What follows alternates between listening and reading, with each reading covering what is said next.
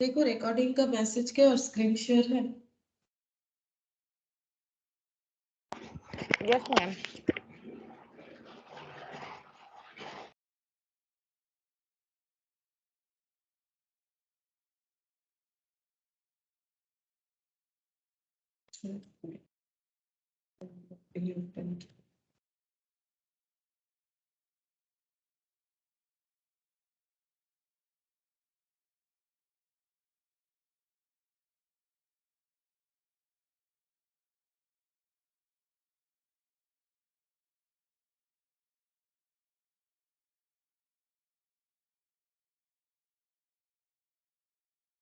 अच्छा देखो हम लोग जो थर्सडे वाले क्लास में डिपार्टमेंट कर रहे थे, क्योंकि मेरा तबीयत ठीक नहीं था तो मैंने क्लास नहीं मतलब नहीं ले पाए थे, तो अभी डिपार्टमेंट का आज इस क्लास में नया कुछ टॉपिक नहीं कर रहे। पहले डिपार्टमेंट का जो इनकम्प्लीट पोर्शन है वो एक बार कंप्लीट कर लेते हैं। वैसे डिपार्टमेंट हम लोग का कंप्लीशन था, लेकिन मेमोरेंडम वाला जो मैंने लास्ट मतलब जो इसके पहले थर्सडे उस दिन भी बोला था कि memorandum stock and memorandum markup account method, ये वाला हमें करना है, ठीक है। तो ये वाला मेथड हम लोग करेंगे। तो memorandum stock and memorandum markup क्या होता है पहले वो देखना पड़ेगा। मेमोरेंडम का मतलब ही होता है रफ, ठीक है। रफ वर्क मतलब जिसे हम लोग बोल सकते हैं कि कच्चा खाता, ठीक है। मतलब जो मेन नहीं होता है सोल्यूशन का पार्ट, जैसे तुम लोग रफ वर्क करते हो कोई भी परफॉर्मेंस, जैसे कोई भी मैथ्स वगैरह करते हैं तो उसमें रफ जैसे होता है, वैसे ही rough account.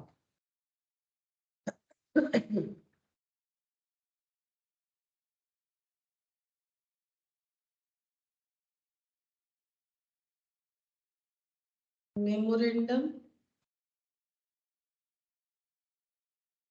Memorandum stock and memorandum mark.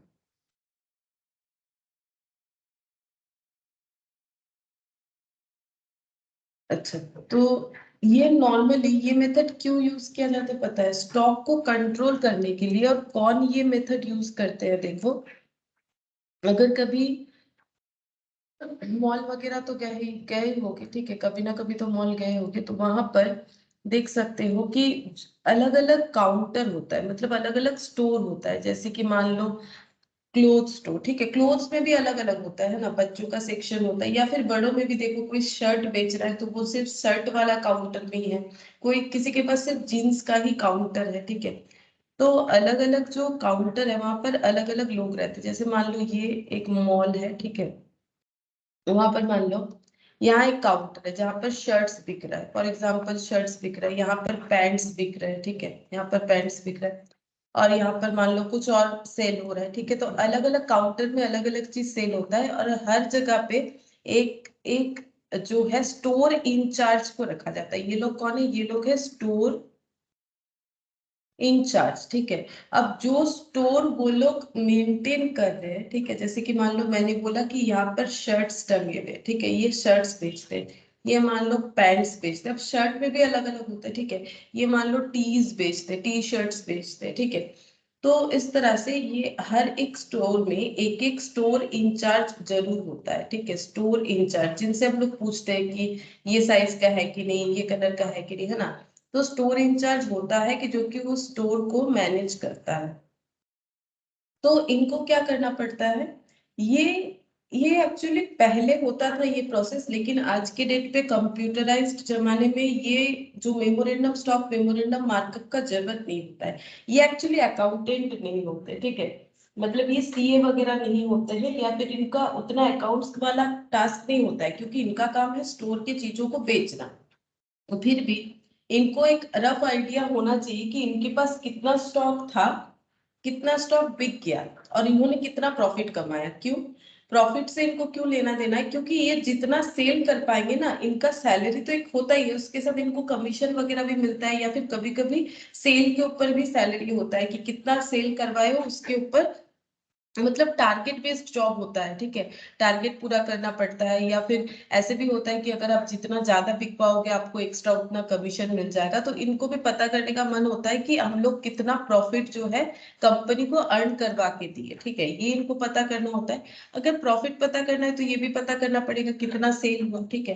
तो ये एक्चुअली दो अकाउंट पहले मेंटेन करते थे जब मैनुअली अकाउंट्स बनता था, लेकिन जब जब से कंप्यूटराइज्ड अकाउंट्स बनना स्टार्ट हुआ, जब बिल बनता है ना, जब हम लोग मॉल में कुछ खरीदते हैं और कैश काउंटर में जाके बिल बनाते हैं, तो बिल बनाने के साथ साथ ऑटोमेटिकली ये सब डिटेल्स कि कितने का स्टॉक बिक गया, कितने में बिका, वो सब डिटेल्स ऑटोमेटिकली जाके अकाउंट में जो है ऑटोमेटिक एंट्री हो जाता है, ठीक है, ऑटो एंट्री होता है।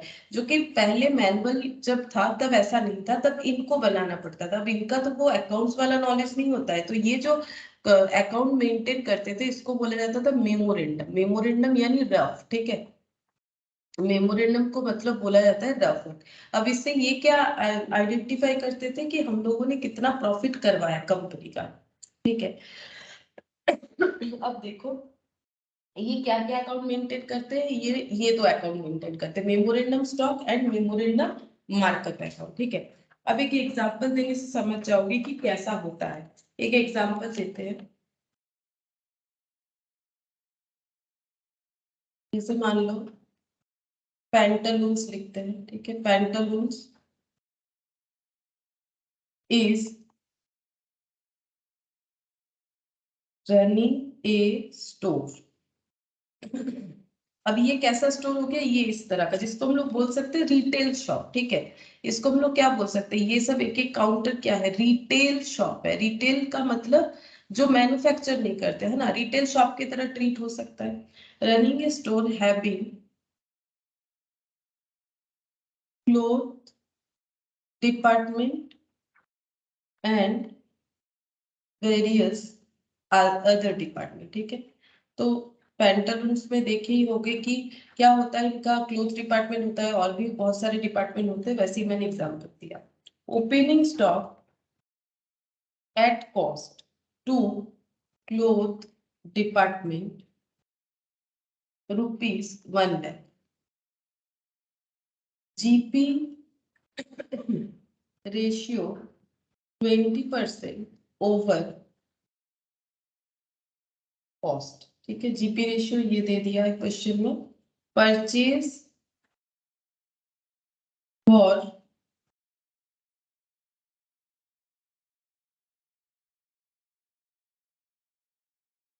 cloth department ₹7 lakh। GP ratio 20% over cost। Sales by cloth department 4,80,000। Shortage at SP मतलब selling price 12,000। Prepare departmental stock account. समझाते हैं क्या होगा। एक्चुअली ये डिपार्टमेंट में जो स्टोर इंचार्ज है उनको अपना स्टॉक अकाउंट बनाना है। क्यों, उनका उनका इंटरेस्ट क्यों है स्टॉक अकाउंट बनाने में, ताकि उनको पता चले कि उनके पास कितना स्टॉक था और उन्होंने कितना सेल कर दिया, क्योंकि वो जितना प्रॉफिट कमाएंगे उस हिसाब से उनका अर्निंग जो है कंपनी तय करती है, ठीक है।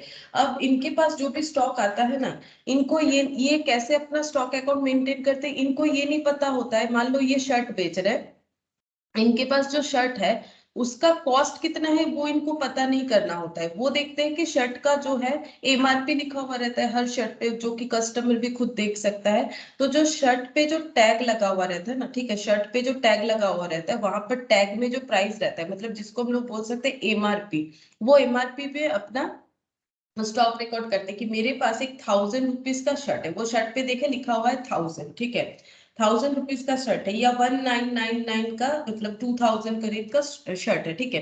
तो इनको ये नहीं पता करना है तो इसका कॉस्ट क्या है, ठीक है। तो वो सिर्फ ये देखते हैं कि मेरे पास कितने का शर्ट्स है, ठीक है, मेरे पास कितने रुपीस का है, यानी वो अपना स्टॉक का वैल्यू जो है वो प्रॉफिट लगा के ही मेंटेन करते, क्योंकि उनको एक्चुअली पता नहीं होता है कि वो शर्ट में कॉस्ट कितना लगा है, कितना प्रॉफिट लगा के वो शर्ट को भेजा गया है, वो इनको पता नहीं होता। ये अपना जो भी प्राइस है उस पे बेच देते हैं।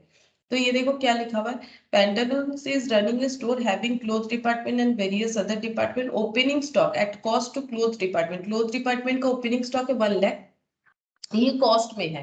लेकिन हमें ये अकाउंट कैसे बनाना पड़ेगा, हम लोग को हमेशा प्रॉफिट लगा के ही बनाना पड़ेगा, ठीक है, क्योंकि इनके पास कोई कॉस्ट वैल्यू नहीं होता है। जैसे कि मैंने बोला, ये प्राइस टैग देख के बोलते हैं कि इनके पास कितने का स्टॉक है। अगर 1000 रुपए वाला 5 शर्ट है इनके पास, तो बोलेंगे 5000 रुपए का इनके पास स्टॉक है। जीपी रेशियो है 20% ओवर कॉस्ट, बता दिए, क्योंकि हमें मेंटेन करना है स्टॉक अकाउंट को प्रॉफिट में, मतलब प्रॉफिट लगा के। Purchase for cloth department 7 lakh, और भी परचेज किया गया 7 लाख, इस पे भी जीपी है 20% over cost. Sales by cloth department 4 lakh 80। Shortage, shortage का मतलब जैसे मान लो कि चोरी हो गया, ठीक है, शॉर्टेज जो चोरी हो गया वो है सेलिंग प्राइस उसका 1,20,000। हमें डिपार्टमेंटल स्टॉक अकाउंट प्रिपेयर करने बोला है, वो कैसे होगा देखो यहाँ पर दिखाते हैं, डिपार्टमेंटल स्टॉक अकाउंट।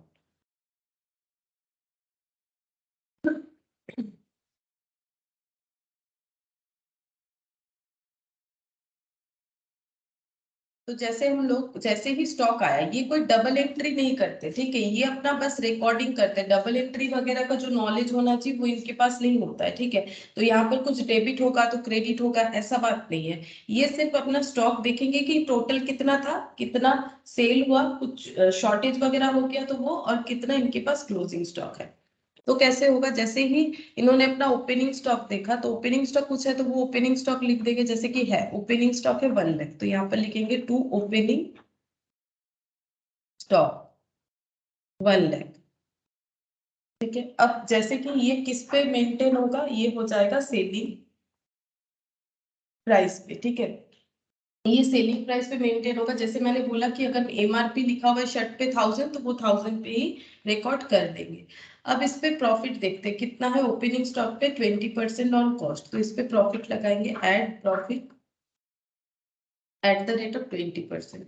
अब इस पे 20% यानी कितना हो जाएगा, ये कॉस्ट पे 20% ऑन कॉस्ट बोला था, देखो 20% ऑन कॉस्ट, तो ये कॉस्ट प्राइस है, इस पे 20% यानी 20,000, तो कितना हो जाएगा 1,20,000, ठीक है।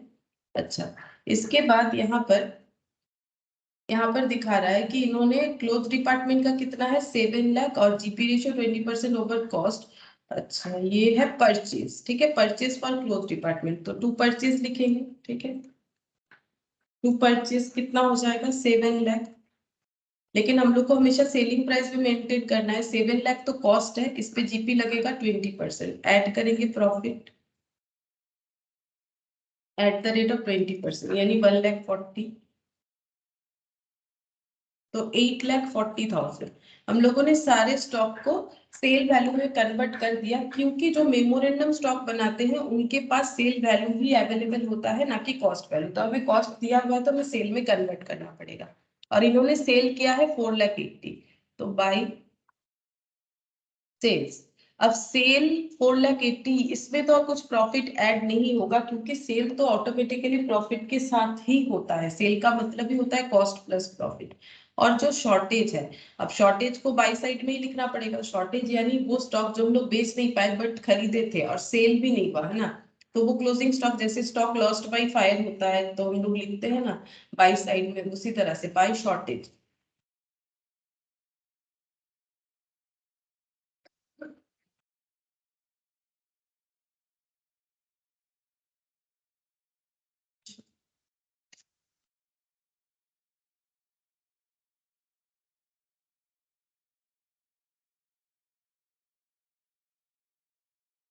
आवाज आ रहा है तो मेरा? Good morning ma'am. तो बाई शॉर्टेज यहाँ पर हो जाएगा, यहाँ पर ये मॉर्निंग मैम। देखो शॉर्टेज है 12,000, ठीक है, सेलिंग प्राइस पे है तो इसे चेंज नहीं करना पड़ेगा, क्योंकि हमें सारे स्टॉक सेलिंग प्राइस पे ही बनाने होते हैं, ठीक है, सारे जो है सेलिंग प्राइस पे ही बनाने होते हैं। अच्छा, अब चेक करके देखते हैं। देखो यहाँ पर हम लोग को क्या पता चलेगा कि इन ये जो भी स्टोर डिपार्टमेंट में जो भी स्टोर इंचार्ज थे, इन्होंने अपना ओपनिंग स्टॉक देखा। इनके पास कितना का ओपनिंग स्टॉक है? 1,20,000 का ओपनिंग स्टॉक है। परचेज है 8,40,000 का, ठीक है। तो टोटल 9,60,000, और यहाँ पर सेल इन्होंने किया है, ये हो जाएगा। अच्छा, यहाँ पर प्रॉफिट भी लिखेंगे हम लोग, और क्लोजिंग स्टॉक। अच्छा, यहाँ प्रॉफिट नहीं बुक होगा, क्यों? देखो ये ऑलरेडी प्रॉफिट में ही है, तो यहाँ पर 9,60,000 हो गया, माइनस 4,80,000, माइनस 12,000, तो ये हो जाएगा 4,68,000, ठीक है। 4,68,000 क्या हो जाएगा? बाई क्लोजिंग स्टॉक, ठीक है, बाई क्लोजिंग स्टॉक। यहाँ पर बैलेंसिंग फिगर लिख सकते हैं 9,60,000। तो देखो, नॉर्मली जब हम लोग ट्रेडिंग बनाते हैं तो हम लोग का क्या होता है? परचेज कॉस्ट पे रहता है, एक ओपनिंग स्टॉक कॉस्ट पे रहता है, परचेज कॉस्ट पे रहता है, ठीक है। अगर कोई लॉस वगैरह हुआ है, जैसे यहाँ पर शॉर्टेज हुआ है यानी चोरी हुआ है, तो वो भी कॉस्ट पे रहता है। क्लोजिंग स्टॉक भी कॉस्ट पे रहता है। सेल्स वैल्यू सिर्फ सेलिंग प्राइस पे रहता है, यानी कॉस्ट प्लस प्रॉफिट पे, और इसका प्रॉफिट जो है यहाँ पर आ जाता है 2 GP बोल के, ठीक है। 2 GP बोल के ये प्रॉफिट आ जाता है। लेकिन ये ऐसा अकाउंट नहीं है, ये वो अकाउंट है जहां पर हम लोग सारा चीज सेल वैल्यू पे मेंटेन कर रहे हैं। ओपनिंग स्टॉक कैसे मेंटेन हो रहा है? सेल वैल्यू पे, ठीक है, इस पे नहीं हो रहा है। परचेज भी कैसे मेंटेन हो रहा है? सेल वैल्यू पे। सेल्स तो अपना सेल वैल्यू पे ही रहेगा। शॉर्टेज भी कैसे मेंटेन हो रहा है? सेल वैल्यू पे, ठीक है। तो इसका मतलब अगर हम लोग इसको बैलेंस कर रहे हैं, देखो पहला बात है जीपी इधर नहीं आ सकता है। क्यों नहीं आ सकता? क्योंकि सारी चीज तो प्रॉफिट पे ही है। जीपी कब आता है? जब ये सब कॉस्ट पे लिखा हुआ है, तो ये प्रॉफिट इधर ट्रांसफर होता है। अब प्रॉफिट तो इसमें हर जगह पे प्रॉफिट एलिमेंट इंक्लूडेड है, तो ये भी तो सेल वैल्यू पे आया, ये भी सेल वैल्यू पे। अगर दोनों साइड सेल वैल्यू पे ही दिखना है तो प्रॉफिट तो अलग से दिखेगा नहीं, तो यहाँ पर जीपी कुछ नहीं आएगा, ठीक है। उसके लिए अलग अकाउंट होगा। जैसे कि मैंने पहले ही बोला, दो अकाउंट होता है ना, मेमोरेंडम स्टॉक और मेमोरेंडम मार्कअप, ठीक है। तो वो मार्कअप पे दिखाएंगे, अभी तो हम लोग यहाँ पर मेमोरेंडम स्टॉक सीख रहे हैं। तो ये शॉर्टेज भी देखो सेल वैल्यू पे, क्लोजिंग स्टॉक भी किस पे आ गया? ये भी सेल वैल्यू पे ही आएगा। नॉर्मल सा बात है, अगर सारी चीज सेल वैल्यू पे है, ऐड करेंगे तो उसका बैलेंस भी सेल वैल्यू पे आएगा। यही हमें चाहिए था, ठीक है। तो इससे देखो क्या कैलकुलेट हुआ।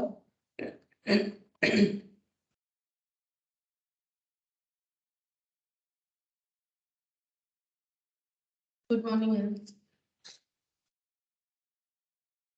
Good morning ma'am.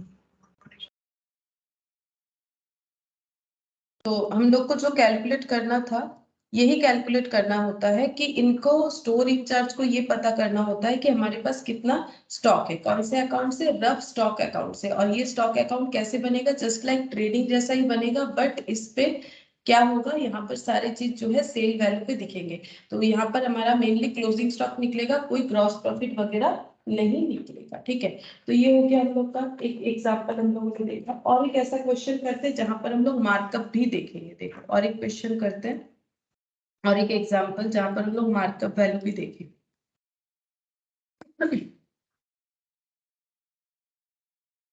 ए रिटेल स्टोर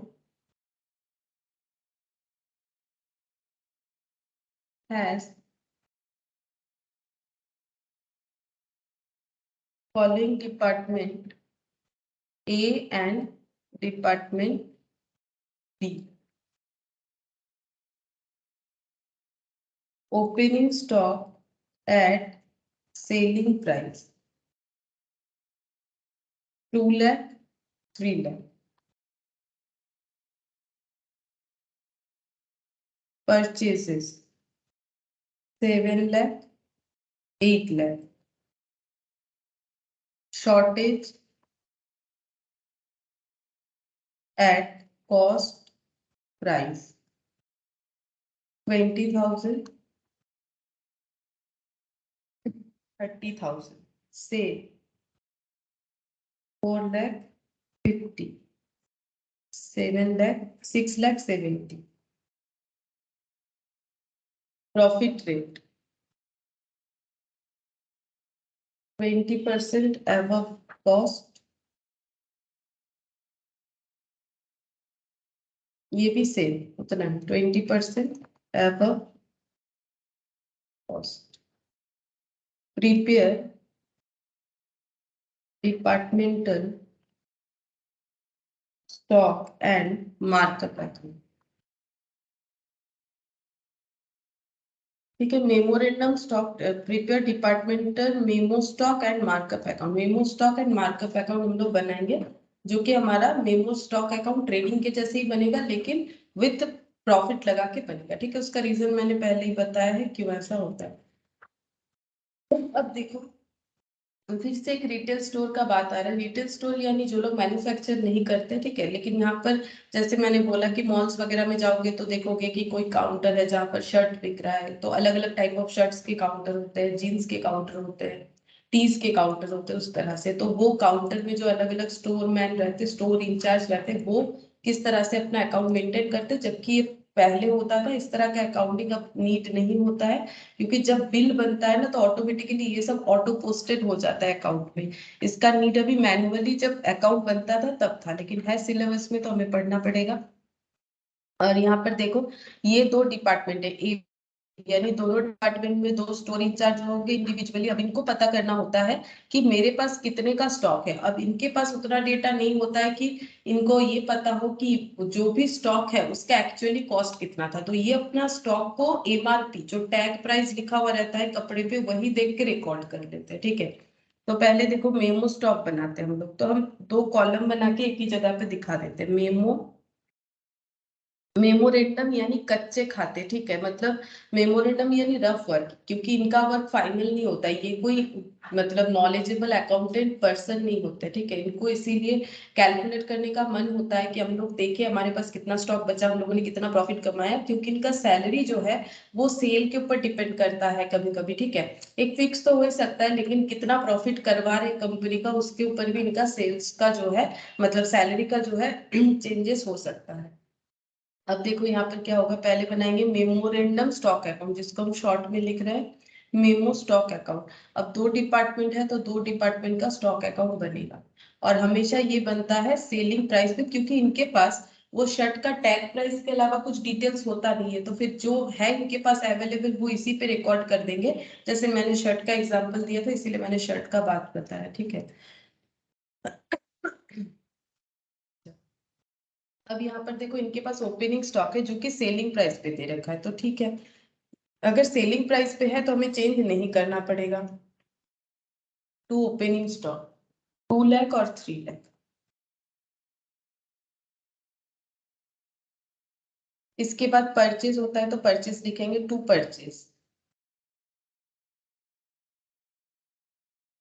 अच्छा, परचेज का देखो क्या बोला है मैंने, परचेज का कुछ नहीं बोला है, यानी ये कॉस्ट में होता है। जब कुछ नहीं बोला जाएगा तो नॉर्मली ये कॉस्ट पे है, ये तो एज्यूम्ड है। ठीक है, क्योंकि परचेज तो हमेशा कॉस्ट पे ही होता है। अब ये सेल करना था 20% अबव कॉस्ट, यानी 7 लाख का 20%, यानी 1,40,000, तो 8,40,000 हो जाएगा। यहाँ पर सब कुछ सेलिंग प्राइस पे रिकॉर्ड होना चाहिए। ये सेलिंग पे था, ये नहीं था, तो इसको हम लोगों ने ट्रांसफर कर लिया। 8 लाख का 20% मतलब 1,60,000, यानी 9,60,000 हो जाएगा। ठीक है, सेलिंग प्राइस, क्योंकि इनके पास सेलिंग प्राइस ही अवेलेबल होगा, कॉस्ट प्राइस इनको कौन बताएगा, कोई नहीं बताएगा। ठीक है, क्योंकि इनका काम है चीजों को बेचना। फिर ये अगर पूछेंगे कितना कॉस्ट है तो कौन बताएगा, इन्हें कुछ नहीं बोलेगा, तुम्हारा काम है बेचना, तुम बेचो। अब इनको इंटरेस्ट है पता करने का कि कितना प्रॉफिट जो है ये लोग कंपनी को अर्न करवा रहे हैं।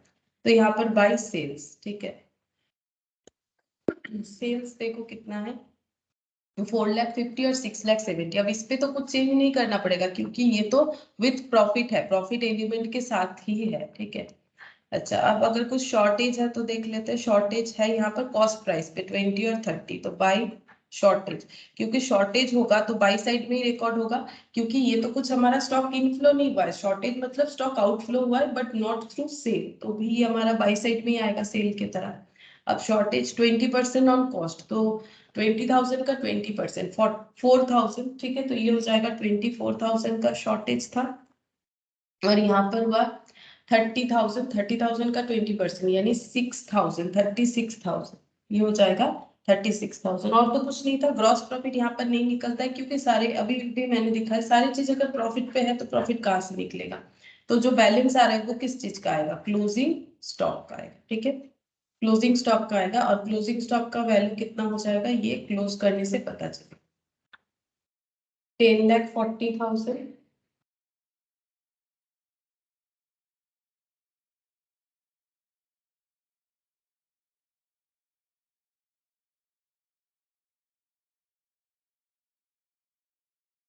minus 6,90,000 3,50,000 oh sorry ये 24,000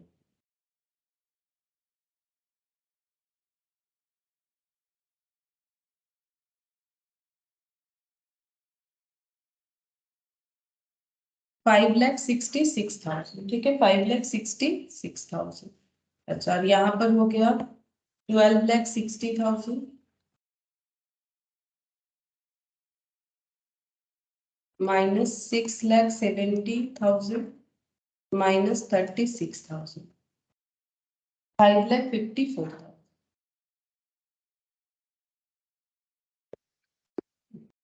तो ये क्लोजिंग स्टॉक पता चल गया। अब जैसे कि मैंने बोला था यहाँ हमें मेमो स्टॉक भी बनाना है और मेमो मार्कअप भी बनाना है ठीक है। तो अब मार्कअप क्या होता है वो अभी तक हम लोगों ने नहीं देखा क्योंकि पहले क्वेश्चन में भी हम लोगों ने ऐसे स्टॉक ही देखा था।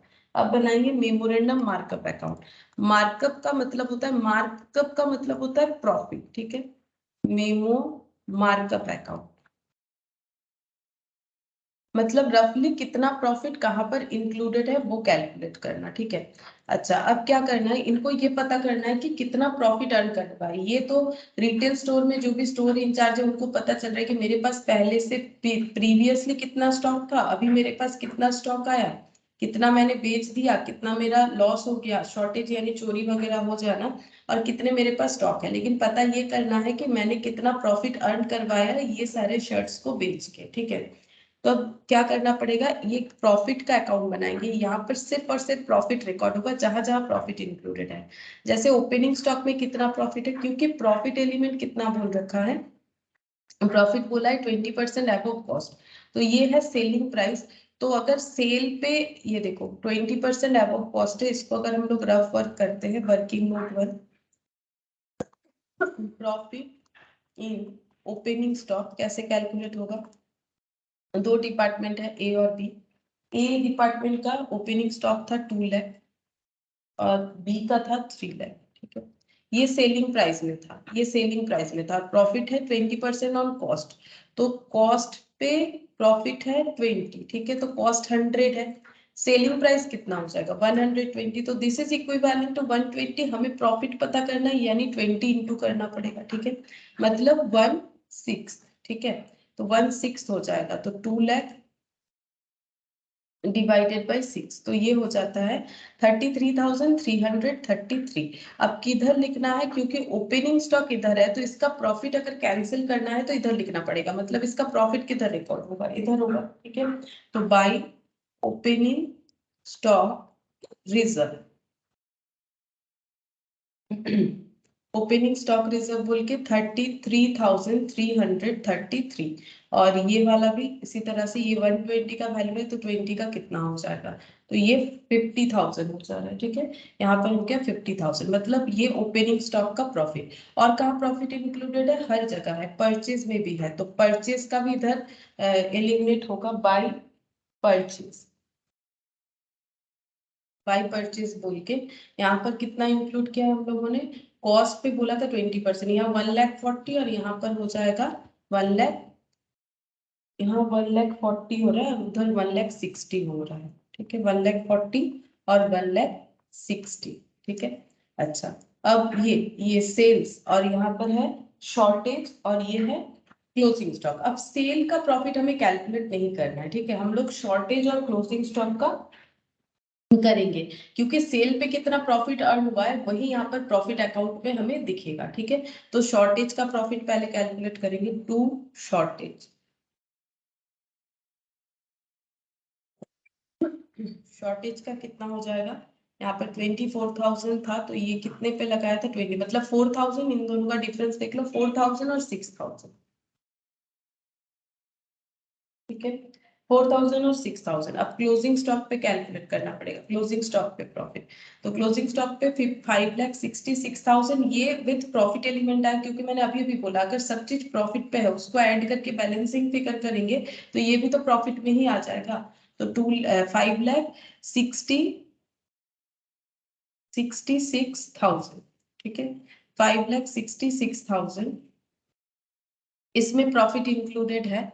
ये कितने का वैल्यू होगा फिर 120 का, क्योंकि 120 पे प्रॉफिट है और इनटू 20 करेंगे तो हमें पता चल जाएगा कितना प्रॉफिट इंक्लूडेड है। 94,333 पहले वाले का, ठीक है, तो 94,333 हो जाएगा। और यहाँ पर जो है 5,54,000, ठीक है, ये इक्विवेलेंट टू कितना है 120 है, क्योंकि प्रॉफिट तो सेल वैल्यू पे 120, ये तो सेल वैल्यू पे आ रखा है ना, इंटू 20 करेंगे तो हमें पता चल जाएगा कितना प्रॉफिट है। 92,333 आ रहा है, ठीक है, तो 92,333। अगर सारी चीज प्रॉफिट पे लिखे हम लोगों ने तो ये क्या हो जाना चाहिए, ये एडजस्ट होना चाहिए, लेकिन एडजस्ट नहीं होगा। देखो यहाँ पर हमारा बैलेंस आ जाएगा जो कि हमारा सेल का होगा। यहाँ पर चेक करते हैं, ये देखो 33,333, ठीक है, 33,333 प्लस 1,40,000, तो ये हो जाएगा 14,33,333, 14,33,333 माइनस 4,000 माइनस 94,333, ठीक है, तो ये हो जाएगा 2 GP या प्रॉफिट बोल के। तो यहाँ पर शायद कुछ गलत आ गया मेरा, देख लेते हैं। ये 1,40,000 था प्लस 33,333, अच्छा ये 1,73,033 माइनस 94,333 माइनस 4,000 75,000, ठीक है, ये हो जाएगा प्रॉफिट 75,000। और ये वाला है 50,000 प्लस 1,60,000, मतलब 2,10,000 माइनस 6,000 92,333, ये आ रहा है 1,11,667।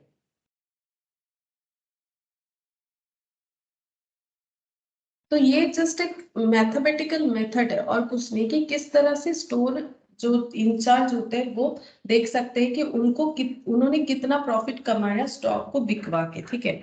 ये उनको इसीलिए पता करना होता है ताकि वो अपना सैलरी वगैरह जो है वो सोच पाए कि हाँ मैंने इतना, क्योंकि एक टारगेट होता है उनका कि इतना सारा बिकवाना पड़ेगा, इतना प्रॉफिट करवाना पड़ेगा, तो इस वजह से वो ये अकाउंट बनाते हैं। लेकिन ये एक रफ वर्क है, ये कोई फाइनल वर्क नहीं है, ये सिर्फ स्टोर इंचार्ज लोग बनाते हैं जो रिटेल काउंटर पे रहते हैं, ठीक है। अच्छा, अब यहाँ पर ये हम लोगों ने क्या देखा कि स्टॉक अकाउंट को कैसे मेंटेन करना है ये देखा, और इस पे इंक्लूडेड प्रॉफिट को कैसे एलिमिनेट करना है। अब ये तो आसान है, लेकिन अगर ऐसा स्टॉक हो जहां जिसको हम लोगों ने मार्क डाउन कर रखा है, मतलब एबनॉर्मल स्टॉक, मतलब ऐसा स्टॉक जो कि नॉर्मल प्राइस में नहीं बिकेगा, और उसको अगर बेचना है तो उस पे कुछ प्रॉफिट एलिमेंट्स को हमें कम करके बेचना पड़ेगा। अगर ऐसा होगा तो हमें किस तरह से मेंटेन करना पड़ेगा वो देखना है, ठीक है। ये तो एक नॉर्मल क्वेश्चन हुआ कि अगर कोई मेमोरेंडम स्टॉक बना रहा है और उसका मार्कअप बना रहा है तो वो कैसे होगा, तो ये काफी आसान है देखने में। और नेक्स्ट वाला जो हम लोग पॉइंट करेंगे वो भी आसान है, वो टफ नहीं है, लेकिन वहां पर एक मार्क डाउन वाला कंसेप्ट आ जाएगा, ठीक है, मार्क डाउन वाला कंसेप्ट आ जाएगा, वो हमें देखना पड़ेगा कि कैसे होगा। अब देखो एक चीज और भी बता देते हैं।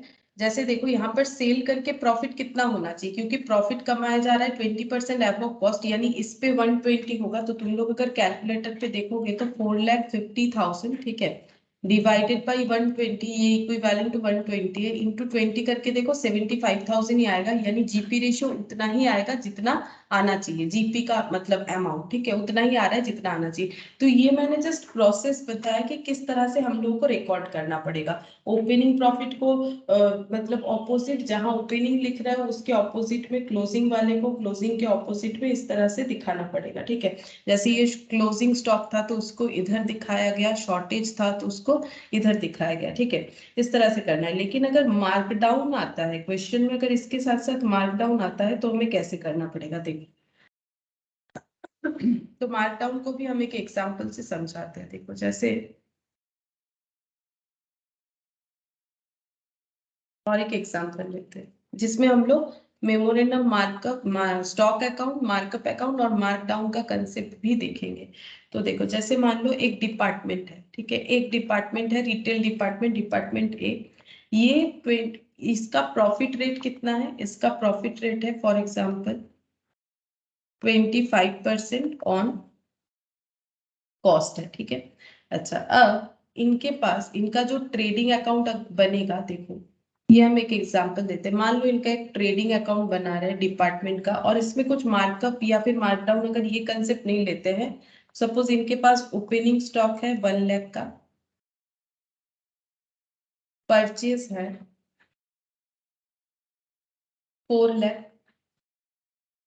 सेल किया है 3,75,000 और क्लोजिंग स्टॉक 2 लाख, ठीक है। ये मैंने नॉर्मल ट्रेडिंग लिखा है, ठीक है। देखो, इसलिए मैंने मेमो स्टॉक नहीं लिखा है। मान लो डिपार्टमेंट ए का हम लोग ट्रेडिंग अकाउंट बना रहे हैं, तो यहाँ पर जो बैलेंस करके आएगा वो ग्रॉस प्रॉफिट या लॉस होगा, यहाँ पर प्रॉफिट ही आ रहा है, ठीक है। मैंने जो एग्जाम्पल लिया यहाँ पर प्रॉफिट आ रहा है। प्रॉफिट कितना आ रहा है चेक करते हैं। 3,75,000 प्लस 2 लाख, 5,75,000 माइनस 5 लाख, तो 75,000 प्रॉफिट आ रहा है, ठीक है। 75,000 प्रॉफिट आ रहा है। अब इसी चीज को हम लोग मेमोरेंडम स्टॉक में, ये ट्रेडिंग अकाउंट को हम लोग क्या करेंगे, मेमो स्टॉक और मेमो मार्कअप में अगर स्प्लिट करके दिखाते हैं तो ये कैसा दिखेगा, देखो। इसी इंफॉर्मेशन को, ये ट्रेडिंग के इंफॉर्मेशन को हम ये दो अकाउंट में अगर रिप्रेजेंट करना चाहे तो वो कैसे दिखेगा, देखो। एक हो जाएगा मेमो स्टॉक अकाउंट, जहां पर हम लोग स्टॉक का कैलकुलेशन रखेंगे। दूसरा हो जाएगा मेमो मार्कअप, ठीक है। तो मेमो स्टॉक में क्या जाएगा, जैसे कि मैंने पहले बोला है, मेमो स्टॉक हमेशा प्रॉफिट वाला होगा, सेलिंग प्राइस पे दिखेगा, और यहाँ पर प्रॉफिट एलिमेंट सिर्फ दिखाना है, ठीक है। ये प्रोसेस है, तो इसी प्रोसेस में हमें चलना पड़ेगा। तो ओपनिंग स्टॉक 1 लाख, अब ये तो मेरा किस पे है, ये मेरा कॉस्ट पे, क्योंकि ये तो मैंने ट्रेडिंग बना के दिखाया था। अब 1 लाख पे 25% कॉस्ट कितना हो जाएगा, यहाँ पर वो लिखेंगे। तो यहाँ पर ओपनिंग स्टॉक का वैल्यू हो जाएगा 1 लाख तो था, प्लस प्रॉफिट 25,000, यानी ये हो जाएगा 1,25,000, जिस तरह से मैंने बताया। फिर परचेज था 4 लाख। अब इस पे प्रॉफिट एलिमेंट ऐड हो जाएगा, तो 4 लाख पे कितना हो जाएगा, 25% ऑन कॉस्ट बोला है तो इस पे भी 25%, यानी 1/5, तो ये हो गया, सॉरी 1/4, यानी 1 लाख हो जाएगा। तो ये हो जाएगा टोटल 5 लाख। और सेल वैल्यू पे ही होता है, तो इसको गलती से भी इसको कुछ चेंज नहीं करना है, ये एज इट इज ही रहेगा, ठीक है। एज इट इज ही रहेगा क्योंकि ये सेल वैल्यू पे ही है। और रहा क्लोजिंग स्टॉक, इसको चेंज करना पड़ेगा। क्लोजिंग स्टॉक था 2 लाख और इस पे प्रॉफिट 50,000, क्योंकि 20% करके बोला है, ये देखो, सॉरी 25% करके है, 25% ऑन कॉस्ट, तो डायरेक्ट ये सब पे 25% लगाने से ही इस पे 25% 25,000, इस पे 25% 1 लाख, इस पे 25% 50,000, तो ये हो गया 2,50,000, ठीक है। और ये दोनों साइड टैली हो जाएगा, ठीक है, क्योंकि मैंने जस्ट इंफॉर्मेशन को लेके ट्रांसफर किया है, इसीलिए कुछ बैलेंस नहीं मिला। बाकी इस अकाउंट पे बैलेंस अगर कुछ मिलता है तो वो क्लोजिंग स्टॉक का होता है। तो टोटल हम लोग के पास जितना भी स्टॉक था 6,25,000, ठीक है। और यहाँ पर हो जाएगा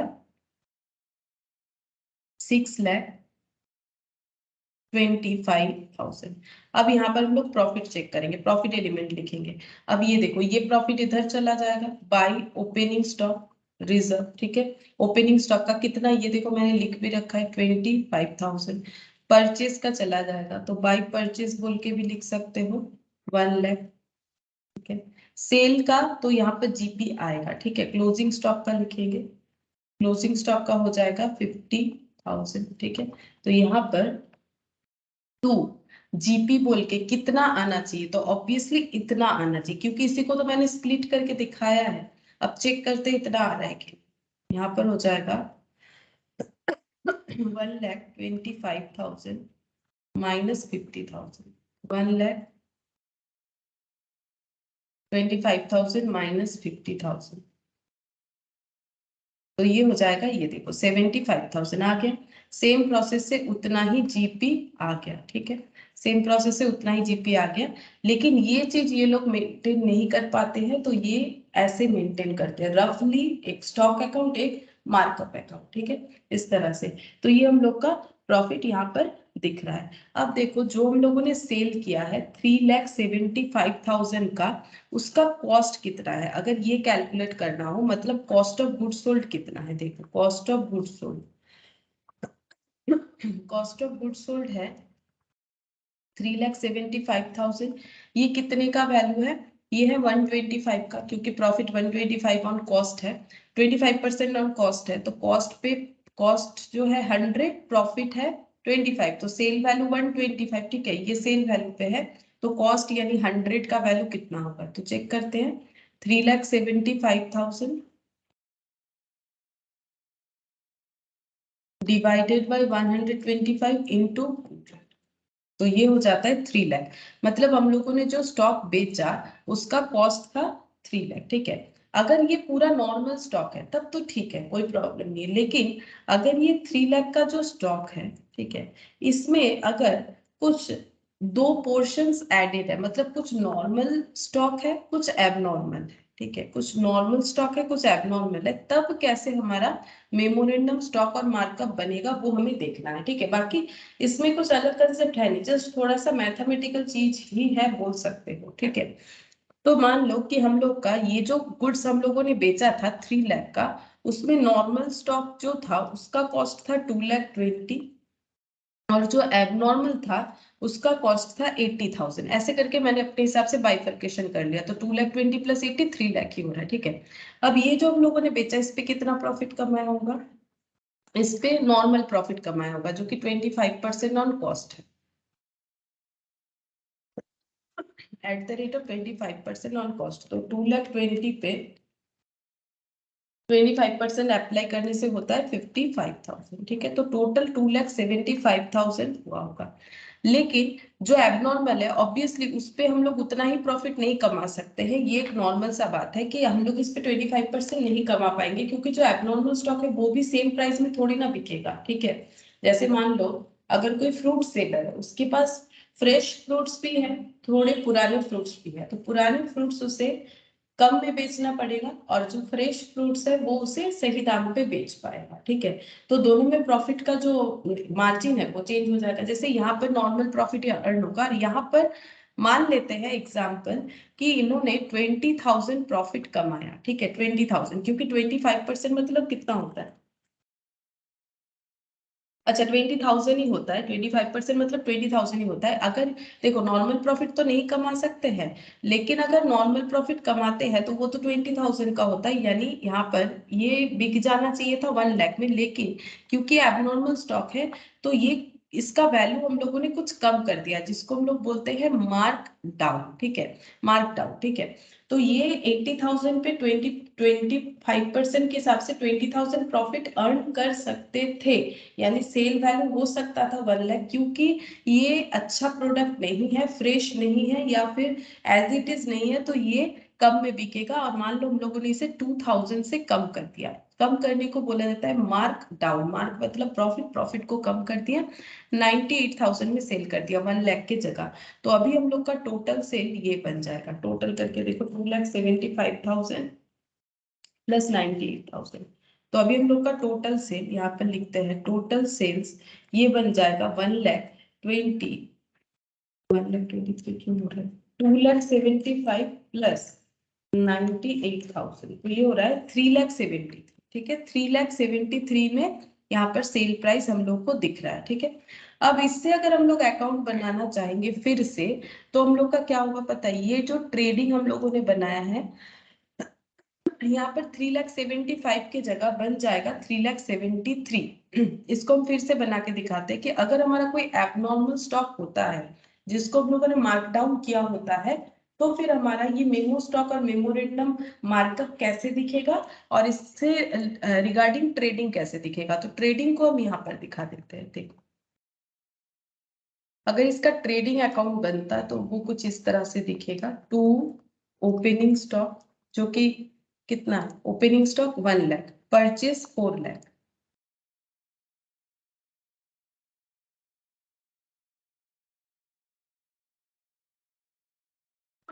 टू परचेस 4 लाख। अच्छा, 2 जीपी और यहाँ पर बाई सेल्स। अब सेल्स जो यहाँ पर हम लोग का आ रहा था 3,75,000, बट अभी हम लोग लिखेंगे 3,73,000। क्यों? क्योंकि हम लोग का सेल में हम लोगों ने मार्क डाउन किया है। Closing stock 2 lakh by closing stock 2 lakh. ठीक है, तो टोटल हो जाएगा 5,73,000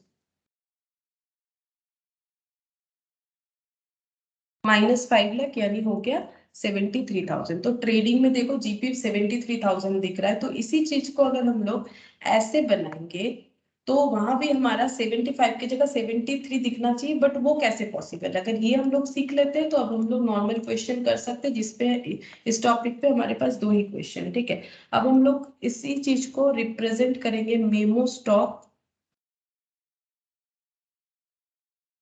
और मेमो मार्कअप अकाउंट। ठीक है, अब ये कैसे रिप्रेजेंट होगा? मेमो स्टॉक में कितना चला जाएगा? ओपनिंग स्टॉक चला जाएगा, जैसे है वैसे ये 1 लाख, इस पे प्रॉफिट लगा के 1,25,000। और जैसे ही हम लोगों ने यहाँ पर 1,25,000 लिखा, यहाँ पर प्रॉफिट को एलिमिनेट कर देते हैं, ओपनिंग स्टॉक बोल के 25,000। ठीक है, अच्छा, परचेज था 4 लाख, तो परचेज को भी हम लोग उसी तरह से करेंगे। टू परचेज, यहाँ पर 4 लाख, 4 लाख पे कितना प्रॉफिट हुआ? 1 लाख, यानी 5 लाख हो रहा है। ठीक है, ये देखो 4 lakh plus profit, profit 1 lakh. ठीक है, ये हो जाता है 5 लाख, जो हम लोगों ने देखा भी था।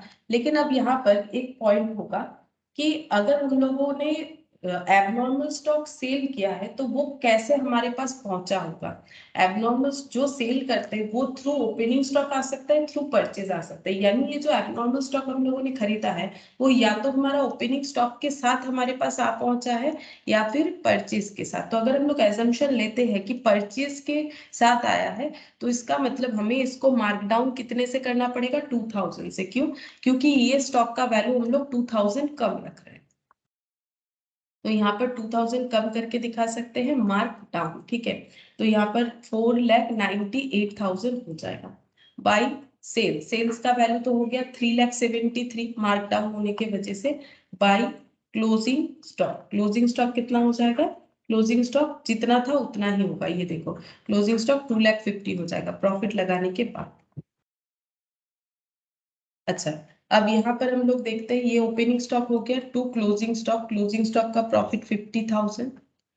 अच्छा, यहाँ पर बाई परचेज, परचेज में प्रॉफिट एलिमेंट कितना हो जाएगा? ये देखो, यहाँ 1 लाख था, यहाँ 2,000 कम करना है, यानी 98,000 लिखना पड़ेगा। तो अब हम लोग का जीपी क्या इतना आ जाएगा? 73,000। अगर आ जाता है तो ये प्रेजेंटेशन ठीक है। ठीक है, अगर आ जाता है तो ये प्रेजेंटेशन ठीक है। चेक करते हैं, 98,000 प्लस 25,000, तो ये हो जाएगा 1,23,000 माइनस 50,000, तो 73,000। देखो जीपी आ गया 73,000। ये एक मेथड होता है जहां पर हम लोग क्या करते हैं, इस प्रॉफिट को यहाँ पर ही रिड्यूस करके दिखा देते हैं, लेकिन इसमें थोड़ा सा गलत होने का चांसेस हो सकता है। तो इसका और एक ऑल्टरनेट है, जिस जिस हिसाब से हम लोग क्वेश्चन करेंगे तो ऑल्टरनेट दिखा देते हैं और हमें फाइनली इसी हिसाब से करना है। तो ऑल्टरनेट क्या होगा? ऑल्टरनेट में कुछ नहीं, हम लोग सिर्फ ये 2,000 का ऑल्टरनेट अप्रोच दिखाएंगे कि कैसे होगा। ये देखो, opening stock as it is रहेगा 1,25,000, टू परचेज भी हम लोग उतना ही लिखेंगे जितना पहले लिखा था ये वाला, ये 4 लाख पे ये 5 लाख, 4 लाख पे 1 लाख प्रॉफिट लगा के हम लोग लिखेंगे 5 लाख। बाई सेल्स भी हम लोग उतना ही लिखेंगे जितना लिख रहे थे 3,73,000। बाई क्लोजिंग स्टॉक भी उतना ही लिखेंगे 2,50,000। तो ये मार्कडाउन को लेस करने की जगह हम लोग क्या लिखेंगे, इधर लिख देंगे बाई मार्कडाउन, ताकि गलत ना हो, क्योंकि इससे तो याद रखना पड़ेगा कि हमें परचेज से लेस करना पड़ेगा, फिर इसका नेट यहाँ पर लिखना पड़ेगा, ये गलत हो सकता है। तो बेस्ट तरीका ये है कि अगर हमारे पास कोई एबनॉर्मल स्टॉक है जिसको हम लोगों ने मार्क डाउन कर रखा है, तो उस वजह से हमारा स्टॉक का वैल्यू कम होगा, तो हम लोग उतना प्रॉफिट जो है, मतलब जितने से कम कर रहे हैं उतना हम लोग इधर दिखा देंगे। ठीक है, इधर दिखाएंगे। क्यों इधर दिखाएंगे, क्योंकि एक्चुअली तो लेस होना चाहिए था, अगर लेस नहीं करके दिखाना चाहते तो ऑपोजिट साइड में दिखाना पड़ेगा। अब इसको हम लोग यहाँ पर कैसे रिप्रेजेंट करेंगे, देखो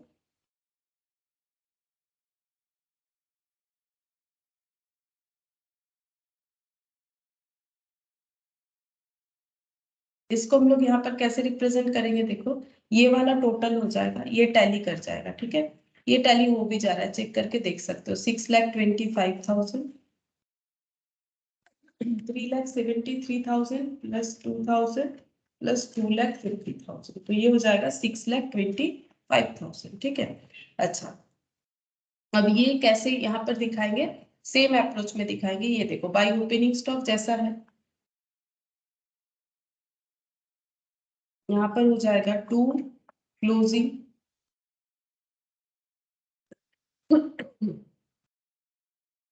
बाई परचेज,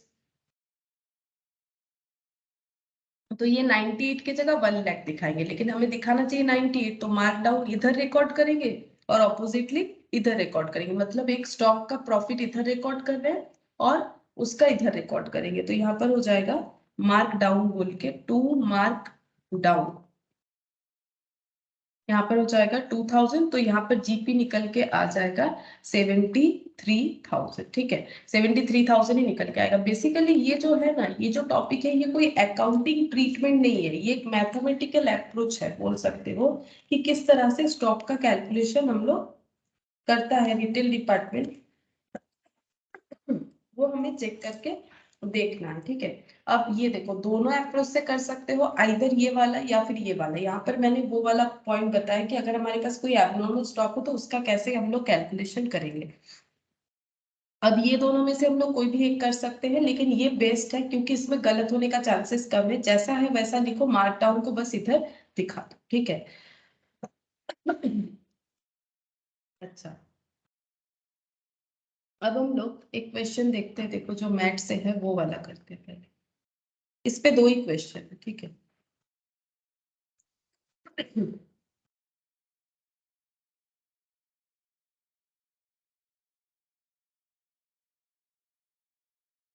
ये वाला 3 तक तो हम लोग का हो गया था।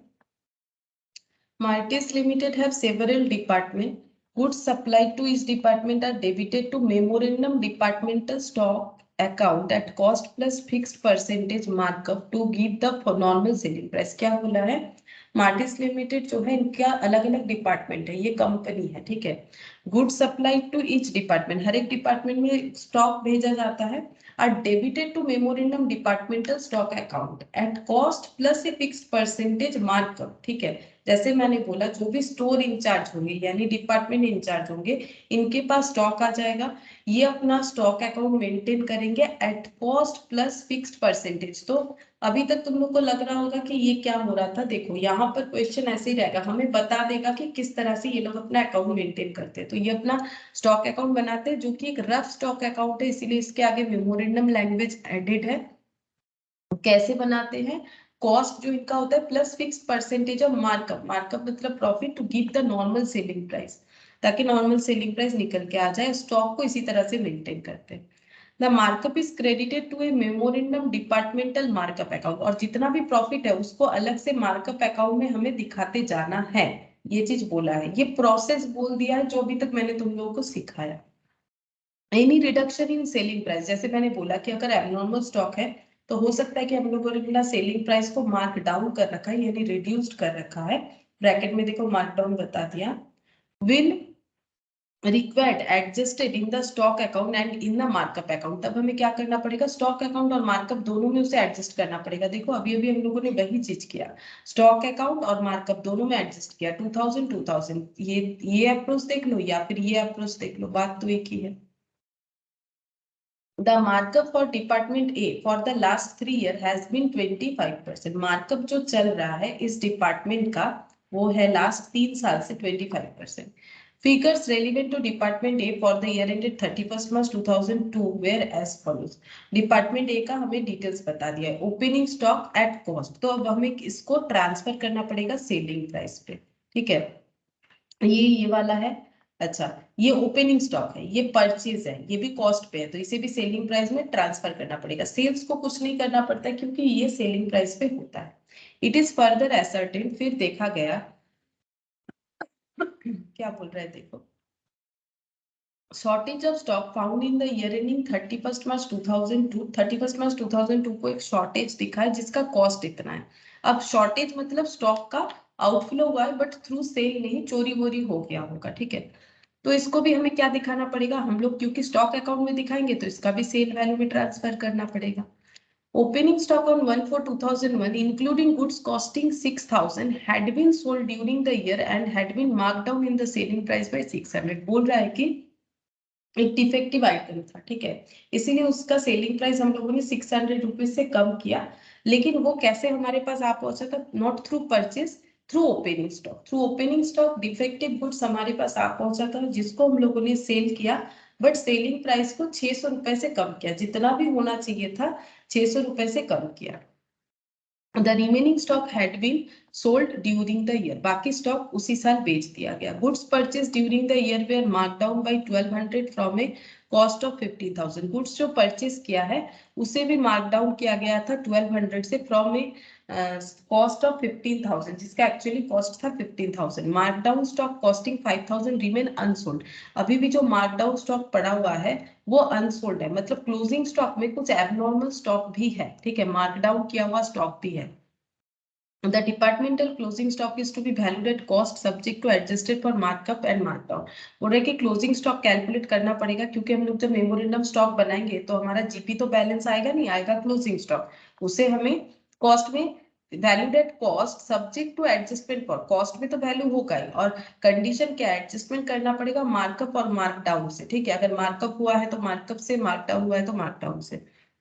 हमें बोला है departmental trading for department a for the year ended 31st March in the books of head office और मेमोरेंडम स्टॉक और मेमोरेंडम मार्कअप अकाउंट हमें प्रिपेयर करने के लिए बोला है, बस इतना ही बोला है। हम लोग पहले मेमोरेंडम स्टॉक और मार्कअप बनाएंगे फिर डिपार्टमेंटल ट्रेडिंग बनाएंगे। तो पहले बनाते मेमोरेंडम स्टॉक और मार्कअप। ये है question number 4, practice question, memo stock account,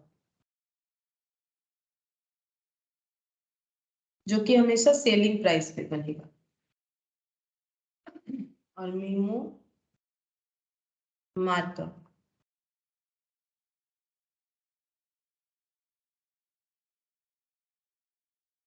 तो देखो मेमो स्टॉक अकाउंट में क्या आएगा, कुछ ओपनिंग स्टॉक है तो आ जाएगा, ये रहा ओपनिंग स्टॉक 65,000, तो टू ओपनिंग स्टॉक, ठीक है, ये कॉस्ट पे है 65,000, इस पे ऐड कर देंगे प्रॉफिट या फिर मार्कअप, कोई भी एक चीज बोल सकते, प्रॉफिट या मार्कअप। प्रॉफिट कितना है यहाँ पर 25%, ठीक है, 25%। Markup for the department a for the last 3 years have been 25%, तो एट द रेट ऑफ 25%। तो 16 to 50, 25% इस पे लगा दिया तो टोटल हो जाएगा 81,250। और जैसे कि हम लोग को पता है इस प्रॉफिट को हमें लिखना पड़ेगा प्रॉफिट का जो अकाउंट है उसमें, तो यहाँ पर लिख देंगे बाई ओपनिंग स्टॉक का प्रॉफिट, जो जिधर लिखा जाएगा जस्ट उसके ऑपोजिट साइड में हमें प्रॉफिट का कैंसिलेशन दिखाना चाहिए। अच्छा, ओपनिंग स्टॉक के बाद है परचेज 2 लाख का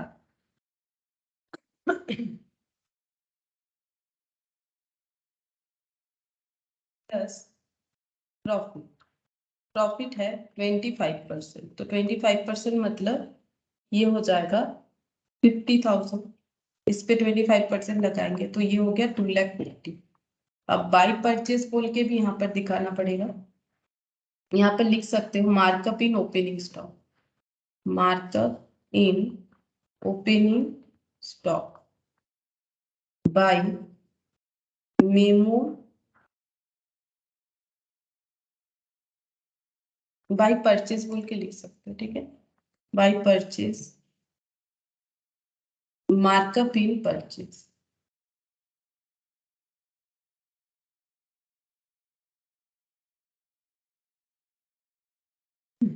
50,000।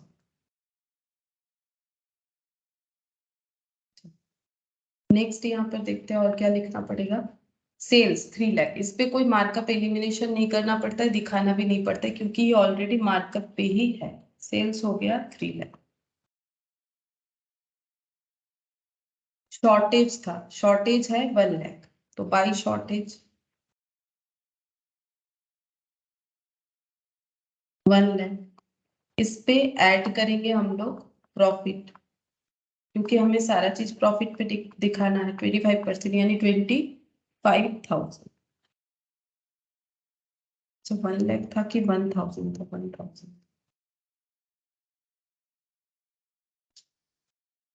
1,000 पे 25% यानी 250। 1250। अब इसको एलिमिनेट करेंगे, ये बाई साइड का आइटम है तो ये टू साइड में एलिमिनेट हो जाएगा। To memo stock markup in shortage 250। देखो, क्योंकि क्रॉस पोस्टिंग हो रहा है ऐसा मान सकते हो, तो मेमो स्टॉक बोल के भी लिख सकते हो। जैसे मैंने ओपनिंग स्टॉक लिखा है तो इसको मेमो स्टॉक बोल के भी लिख सकते हो, इस तरह से मेमो स्टॉक, ठीक है, तो भी होगा। जैसे परचेज लिखा है, इसके जगह ऐसे भी लिख सकते हो। नीचे मार्कअप इन परचेज तो लिख दिया बाई मेमो स्टॉक एफओ, ठीक है, ऐसे भी लिख सकते हैं। और अगर परचेज भी लिख देते हो तो उतना कोई इशू नहीं है, क्योंकि वो एकदम डबल एंट्री फॉलो होता भी नहीं है इसमें, ठीक है। यहाँ पर हो गया। अच्छा, अब नेक्स्ट देखो, ओपनिंग स्टॉक बोल रहा है, इसमें एक 6,000 का गुड्स था जिसको 600 रुपीज से मार्क डाउन कर रखा गया था, ठीक है। तो यहाँ पर लिखेंगे बाई मेमो मार्कअप अकाउंट, यहाँ पर लिखेंगे। ये देखो क्या बोला है कि गुड्स परचेज, यहाँ पर ओपनिंग स्टॉक जो था, ओपनिंग स्टॉक में 6,000 का एक गुड्स था जिसको मार्क डाउन किया गया था 600 रुपीज से। जैसे कि अगर तुम लोग देखो, मैंने यहाँ पर जो एग्जांपल करवाया कि एक मेमो स्टॉक था, सॉरी एक स्टॉक था जिसको मार्क डाउन किया गया था 2,000 से। मैंने एजम्पशन लिया था वो परचेज के थ्रू आया। अगर हम लोग ये अप्रोच नहीं लेके माइनस वाला नॉर्मल लिखना चाहे तो इधर लिखना पड़ेगा बाई साइड। वैसे ही हम लोग यहाँ पर लिख रहे हैं बाई साइड में कि मेमोरेंडम स्टॉक मार्कअप अकाउंट, मतलब ऐसा एक स्टॉक जो हम लोगों ने ओपनिंग स्टॉक में हमारे साथ आ चुका है। ओपनिंग स्टॉक में एक स्टॉक ऐसा है 6,000 का जिसको हम लोगों ने 600 रुपीज से मार्क डाउन कर रखा था, तो वो हमारा एबनॉर्मल स्टॉक है। तो फिर ये इधर लेस नहीं करके उसका मार्कअप वैल्यू हम लोग बाई साइड में लिख रहे हैं, ठीक है। बाई मेमोरेंडम मार्कअप अकाउंट यहाँ पर हो जाएगा मार्क डाउन ओपनिंग स्टॉक, तो इसका वैल्यू है 600। अगर इसको एलिमिनेट करके लिखना है हम लोग किधर लिखेंगे, इधर लिखेंगे। टू मेमो स्टॉक, लेस करने की जगह बाई साइड में लिखना ताकि गलत ना हो। बाकी तुम लोग चाहो तो लेस करके भी यहाँ पर ओपनिंग स्टॉक से लिख सकते हो, फिर ये इनर कॉलम में होता है, यहाँ से लेस करते थे 600। मार्कअप इन ओपनिंग स्टॉक, तो ये हो जाएगा 600। ये मार्क डाउन, ठीक है, इसको मार्क डाउन, मार्क डाउन इन ओपनिंग स्टॉक 600 हो गया। अच्छा, और क्या था देखते हैं।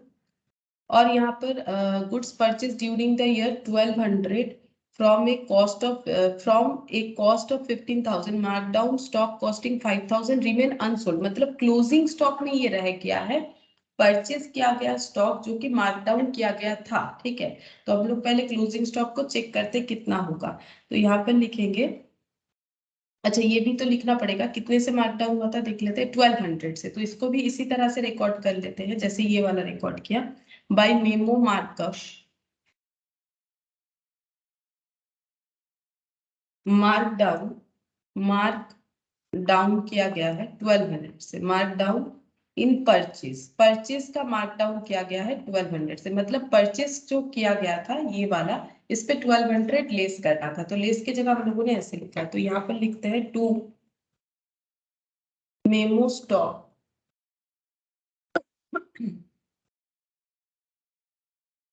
मार्क डाउन इन परचेज, मतलब ये एबनॉर्मल है, मार्क डाउन किया गया है 1200, ठीक है। अब हम लोग क्लोजिंग स्टॉक चेक करते हैं, सारा चीज तो लिख लिया हम लोगों ने, ठीक है। अब हम लोग क्लोजिंग स्टॉक चेक करते कितना होगा, बाय क्लोजिंग स्टॉक, ठीक है। ये बैलेंसिंग फिगर आएगा, चेक करते कितना है,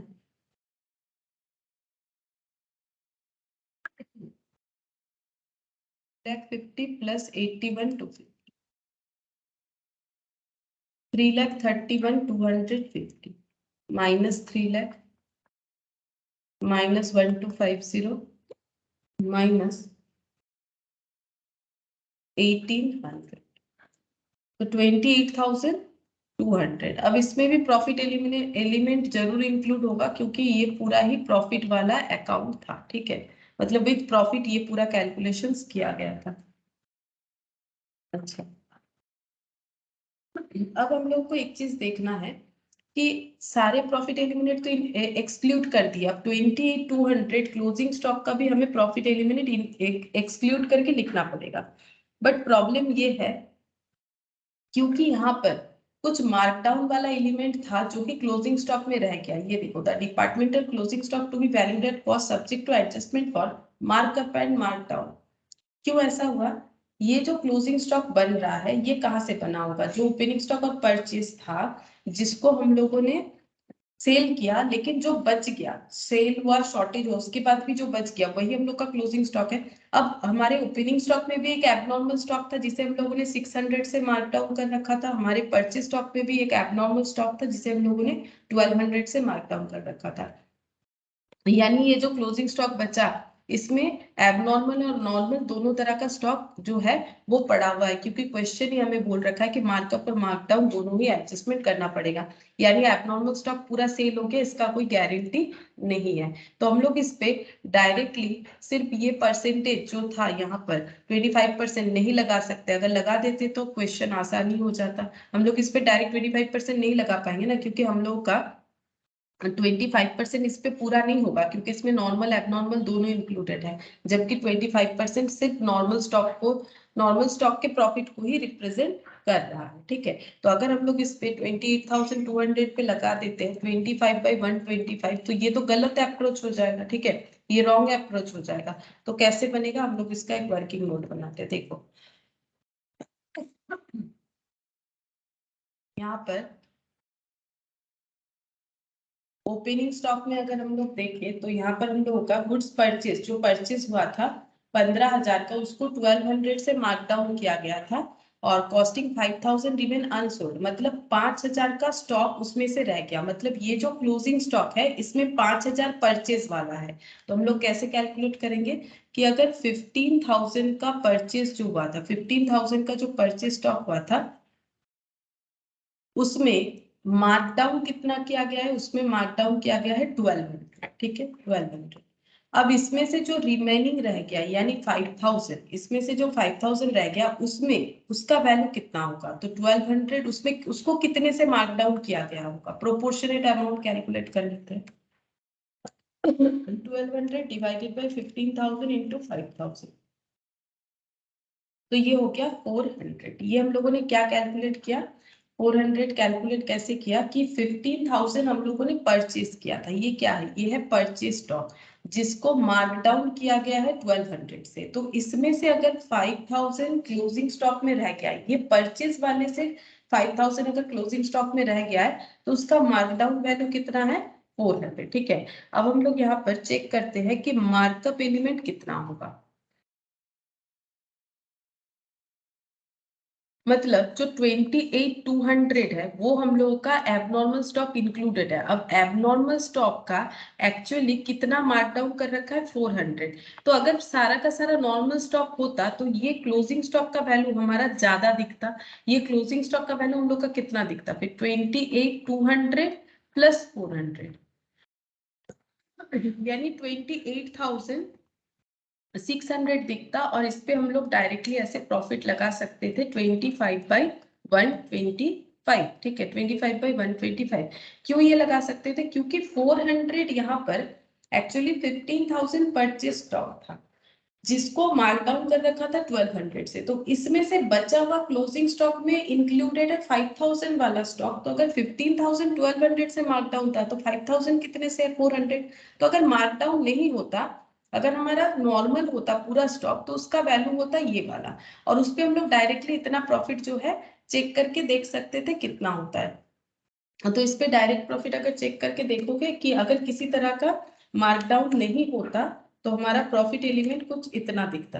ठीक है, प्रॉफिट एलिमेंट दिखता हम लोगों का यहाँ पर 28,600 डिवाइडेड बाई 125 इंटू 25। तो ये दिखता 5,720। ठीक है, ये नॉर्मल हालत में दिखता। लेकिन हम लोगों का तो 400 कम दिखेगा क्योंकि मार्कडाउन 400 से कम कर रखा है। तो -400 सिंपल। ठीक है, -400 -400 यानी ये कितना हो जाएगा? -400 करने से 5,320। ठीक है, यही वाला चीज हमें सीखना था 5,320। यहाँ पर हम लोगों ने क्या देखा?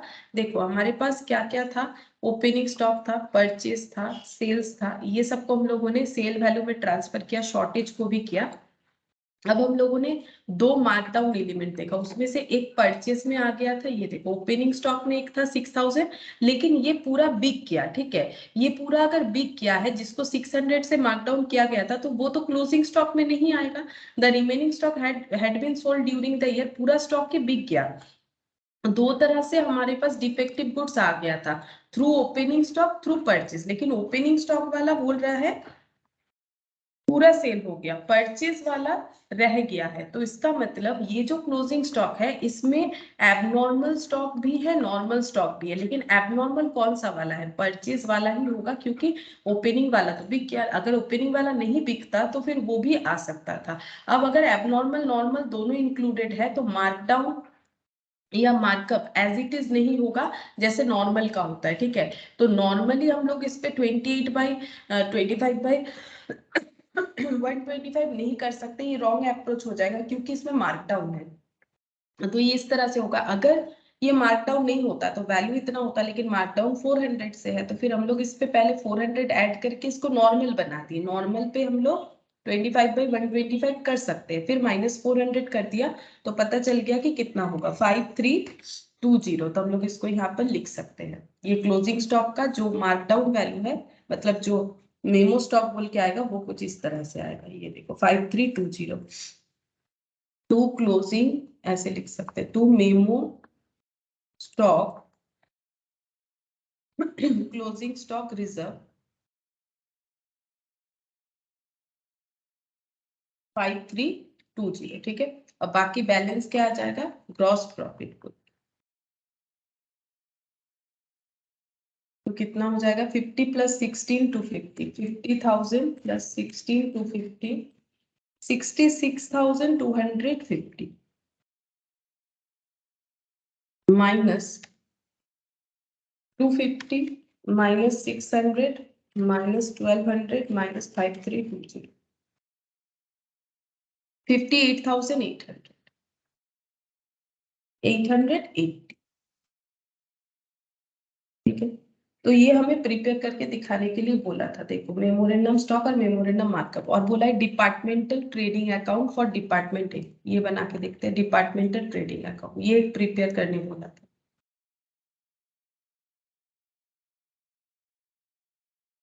ट्रेडिंग अकाउंट कैसे बनेगा? टू ओपनिंग स्टॉक, और ट्रेडिंग अकाउंट से भी उतना ही जीपी आना चाहिए। तो ओपनिंग स्टॉक जितना है, जैसे नॉर्मल ट्रेडिंग अकाउंट बनाते हैं, कॉस्ट प्राइस में 65,000, टू परचेज 2 लाख। ये देखो नॉर्मली जैसे लिखना चाहिए, बाई सेल्स 3 लाख।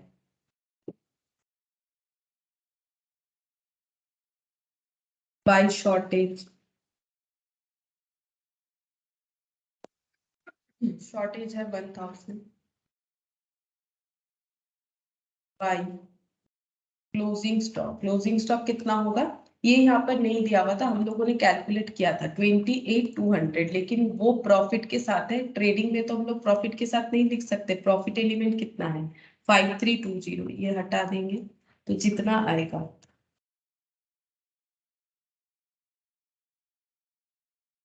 22,880। अब इसको बैलेंस करने से ग्रॉस प्रॉफिट उतना ही आना चाहिए जितना अभी अभी हम लोग के वहां पर आया 58,880। चेक करेंगे इतना आ रहा है कि नहीं। तो +1000 प्लस 3 लाख, 3,23,880 माइनस 65,000 -2 लाख। ठीक है, मैंने तो पहले ही लिख दिया है, ये देखो इतना ही आएगा, आएगा जरूर आएगा। ठीक है, अगर हम लोग सही कर रहे हैं तो जरूर आएगा। बाकी पूरा मैथमेटिकल अप्रोच है, ऐड करके प्रॉफिट ऐड करना है और कुछ नहीं। सबसे आसान चीज ये इंटर डिपार्टमेंटल ट्रांसफर से भी आसान है। ठीक है, तो ये इतना हो गया। अब इसको रफली एक बार चेक भी करके देख सकते हो कि सही हो रहा है कि नहीं। ये जस्ट रफ चेकिंग के लिए, जैसे देखो सेल्स एक्चुअली कितना हुआ है, यहाँ से देख सकते हो, ये क्रॉस चेकिंग है। सेल्स हुआ है हम लोग का 3 लाख। ठीक है, सेल्स हुआ है 3 लाख। इस सेल को कितने से कम किया गया था, देखो इस सेल को कम किया गया था हम लोग का, ये देखो सेलिंग प्राइस 600 से कम किया गया एक जगह पे, और एक जगह पे हम लोग का 1200 मार्कडाउन किया गया था, बट उसमें से स्टॉक रह गया था। ठीक है, तो यहाँ पर देखो ऐड करते हैं, मार्क डाउन दो जगह पे है, एक जगह पे है 600 और एक जगह पे है 800। ठीक है, 600 कहाँ से आया, ये देखो 600 तो ये वाला बता दिया है कि सेलिंग प्राइस 600 से मार्क डाउन किया गया था, और 800 वाला मैंने कहाँ से लिखा, देखो 800 वाला मतलब ये वाला जो गुड्स परचेस हुआ था 1200 फ्रॉम ए कॉस्ट ऑफ 15,000, जिसका markdown by 1200 from A cost of 15,000, markdown cost stock costing 5,000 remain unsold. ठीक है, 15,000 में से 5,000 अनसोल्ड था तो 10,000 बिक गया था। ठीक है, तो 15,000 में अगर 1,200 है, ये देखो यही वाला, ये देखो 15,000 में अगर 1,200 है तो जो बिक गया उसमें कितना होगा, मतलब बाकी रिमेनिंग 1,200 में से 400 का तो अगर रह जा रहा है तो 800 हुआ ना, मतलब टोटल 1,200 मार्कडाउन है, लेकिन उसमें 400 मार्कडाउन वाला स्टॉक अभी भी क्लोजिंग स्टॉक में, तो जो बिक गया वो 800 का था। तो इसका मतलब सेलिंग प्राइस हुआ 3 लाख, लेकिन अगर मार्कडाउन नहीं होता, अगर मार्कडाउन नहीं होता, सारे चीज नॉर्मल होते, नॉर्मल सेल होता, तो फिर सेलिंग प्राइस होता 3,14,100। ये नॉर्मल सेल होता, सेल्स वैल्यू, अगर मार्कडाउन नहीं होता। और नॉर्मल जीपी कितना है, नॉर्मल जीपी है हम लोग का 25/125, तो इस पे 301400 पे 25/125 अप्लाई करके देखो, आ जाता है 60,280। ठीक है, ये नॉर्मल जीपी प्रॉफिट होना चाहिए इस पे। नॉर्मल सेल ये होता अगर मार्कडाउन नहीं होता, और नॉर्मल जीपी ये होता। और हम लोग का मार्कडाउन कितना हुआ है टोटल, तो ये देखो मार्कडाउन एक्चुअली हुआ है हम लोग का 1400 है ना, तो इसका मतलब हम लोग का जीपी जो भी है नॉर्मल जीपी उससे 1400 कम दिखेगा, यानी 58,880। मतलब तुम लोग क्वेश्चन सही किए हो कि नहीं वो तुम लोग जस्ट इस थोड़े से अप्रोच से देख सकते हो। मैंने क्या दिखा है यहाँ पर, ये क्रॉस चेकिंग मेथड बताया। ये पूरा का पूरा जो टॉपिक है ना मैथमेटिकल टॉपिक है, यहाँ पर सेल था 3 लाख, हम लोगों ने मार्कडाउन किया है, जो सेल किया है उसका वैल्यू कम करके किया है। एक तो 600 क्वेश्चन डायरेक्ट बता दिया था, और बाकी 800। तो अगर मार्कडाउन नहीं होता तो नॉर्मल इतना सेल प्राइस होता और नॉर्मल जीपी इतना होता, लेकिन हम लोग का जीपी कितना कम दिखेगा, जितने से हम लोगों ने मार्कडाउन किया है। तो इसका मतलब जो जीपी आया 58,880 होगा, जो हम लोग का आंसर भी है। तो तुम लोग जस्ट ये पहले ही क्वेश्चन को चेक करके देख सकते हो कि आंसर क्या होना चाहिए था। ठीक है, तो ये क्वेश्चन था, ये हम लोगों ने कर लिया। तो नेक्स्ट हम लोग करेंगे और एक ही क्वेश्चन इस पे, तो ये हो जाएगा टॉपिक हम लोग का कंप्लीट। ये इलास्ट्रेशन 7 वाला।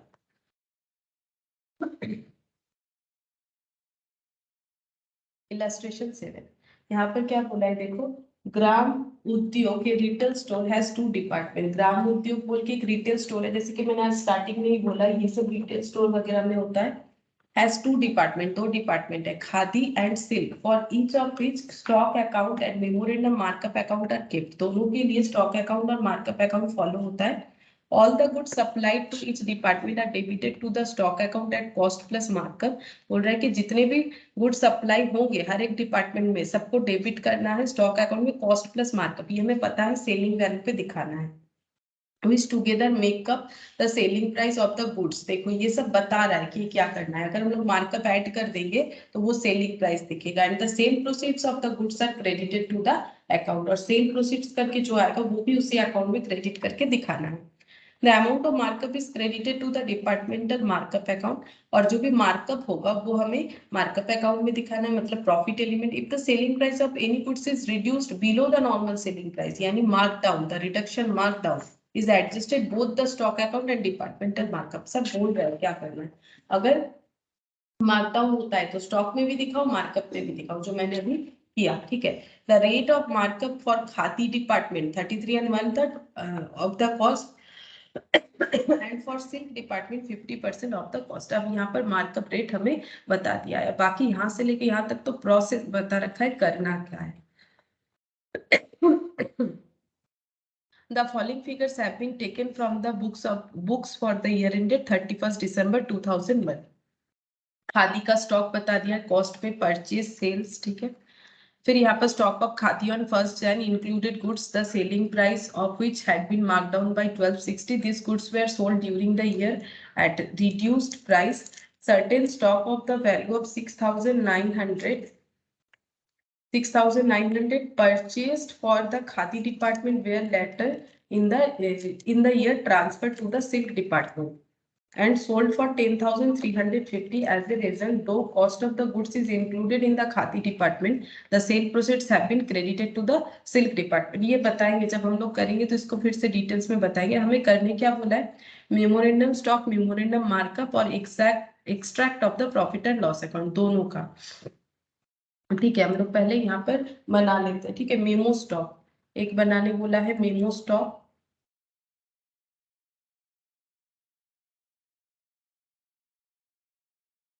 तो हमने यहाँ पर कॉलम करके कर लेते हैं. ठीक है. एक हो जाएगा खादी और सिल्क. ठीक है. खादी और सिल्क, तुम लोग चाहो तो अलग अलग भी कर सकते हो. खादी और सिल्क का मेमोरेंडम स्टॉक और मेमोरेंडम मार्कअप.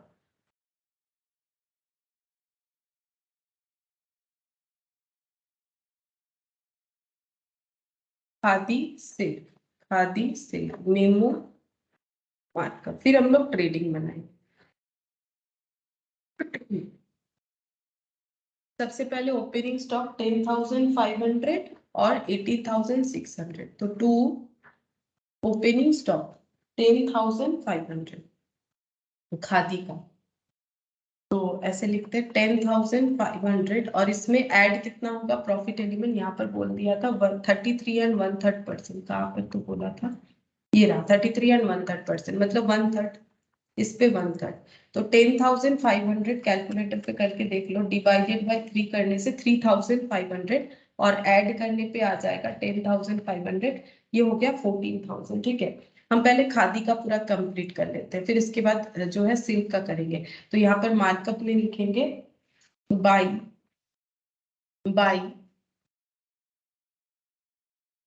बैलेंस, बीडी भी लिख सकते हो ओपनिंग स्टॉक, या फिर ऐसे भी लिख सकते हो mark memo stock, sorry memo stock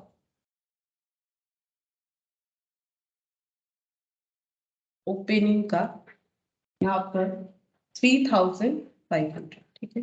ये खादी का हो गया. फिर यहाँ पर है परचेज 75,900. पहले खादी का कंप्लीट कर लेते हैं. टू परचेज,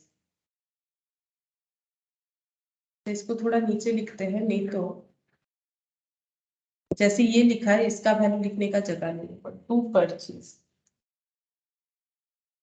75,900 पे 1/3,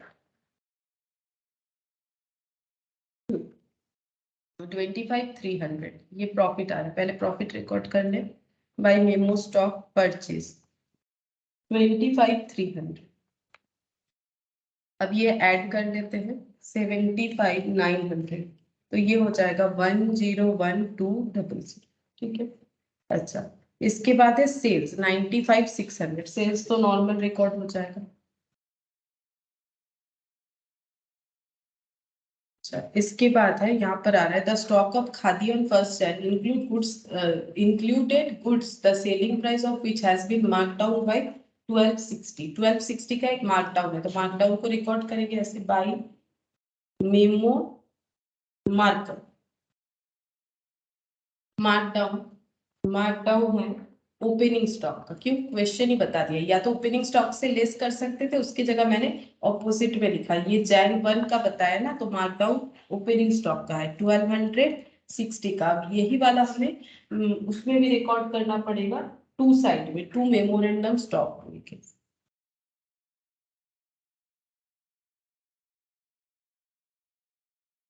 1260 यहाँ पर बोला था, तो हम लोगों ने रिकॉर्ड कर दिया। This goods were sold during the year at reduce price, मतलब ये क्लोजिंग स्टॉक में नहीं जाएगा।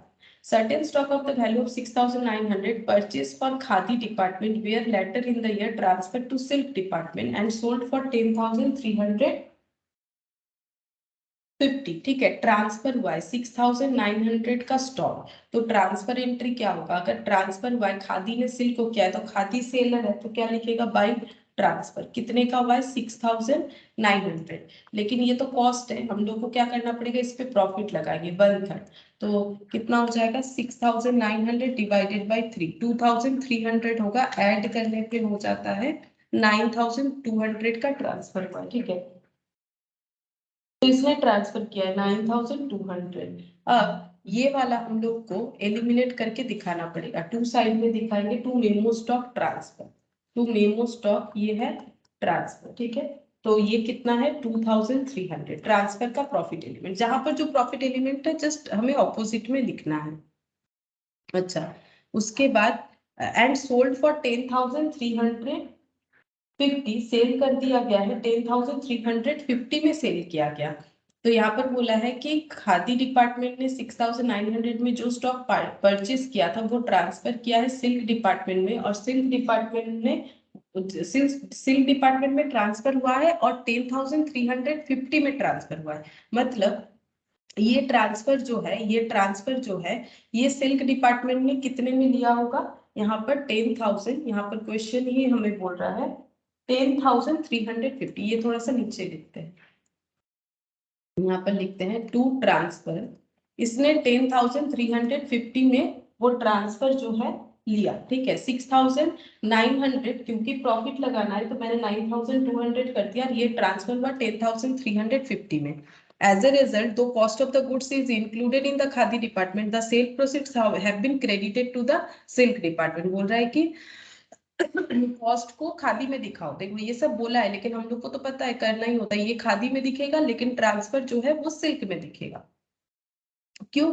क्योंकि इसका सेल है, नॉर्मल सा बात है। यहाँ पर क्या बोला? एज ए रिजल्ट दो cost of the goods is included in the khadi department, मतलब खादी डिपार्टमेंट ने खरीदा तो उस कॉस्ट उस पे अप्रोच किया गया, उस पे अप्लाई किया गया, सेल प्रोसीड्स को सिल्क डिपार्टमेंट में दिखाया गया। ठीक है, मतलब ये रहा। ठीक है, 10,350 जो है इतने से इसने परचेज किया और सेल किया। ठीक है, इतने से इसने परचेज किया, तो यहाँ पर अच्छा 10,350 यहाँ पर आ जाएगा। अच्छा,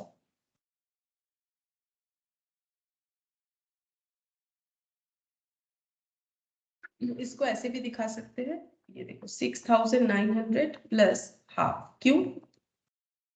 क्योंकि इसने 6,900 का जो ट्रांसफर लिया है उसका प्रॉफिट सिल्क का कितना है? 50%। 50% मतलब हाफ होता है, तो भी 10,350 ही दिखेगा। बात एक ही है। देखो, खादी डिपार्टमेंट ट्रांसफर कर रहा है, सिल्क डिपार्टमेंट ले रहा है, यानी इसका ट्रांसफर 6,900 होगा, इसका रिसिप्ट 6,900 होगा। तो ये परचेस कर रहा है तो टू साइड में आएगा, इसने सेल किया तो बाई साइड में आएगा।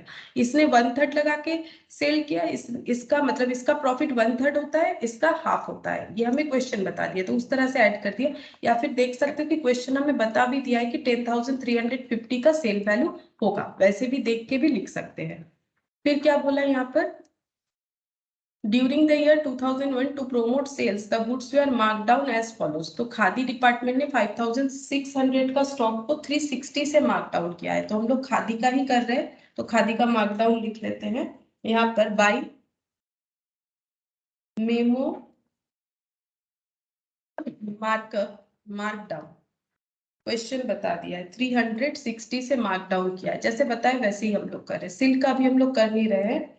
उसके बाद बोल रहा है all the goods were mark down were sold except those with silk of the value 5000 this were mark down by 1000। ये सिल्क वाला बोला है, ठीक है। तो हम लोग सिल्क वाला जब करेंगे तब at the time of stock taking it was discovered that khadi cloth of the cost 390 was missing, मतलब शॉर्टेज 390 का मिसिंग है, ये राइट ऑफ करना है। तो यहाँ पर लिखेंगे बाय शॉर्टेज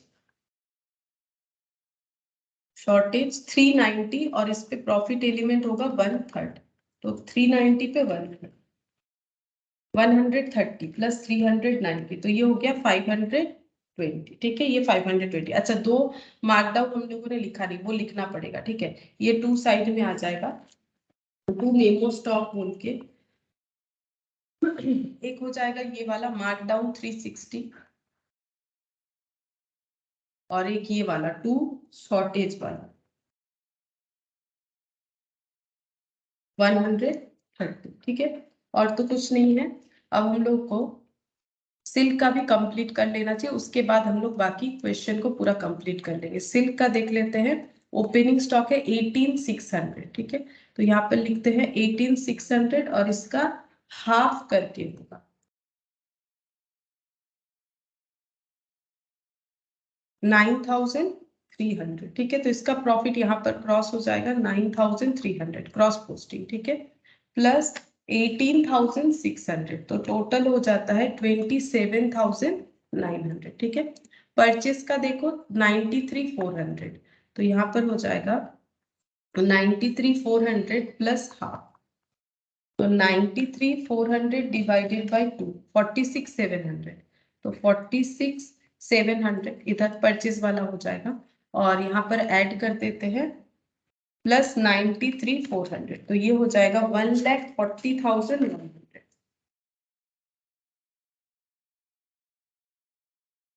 सेल्स बोला था 1,25,000। अच्छा, सेल का तो नहीं लिखना होता है। फिर ये जो इंफॉर्मेशन था ये खादी से रिलेटेड था, ठीक है।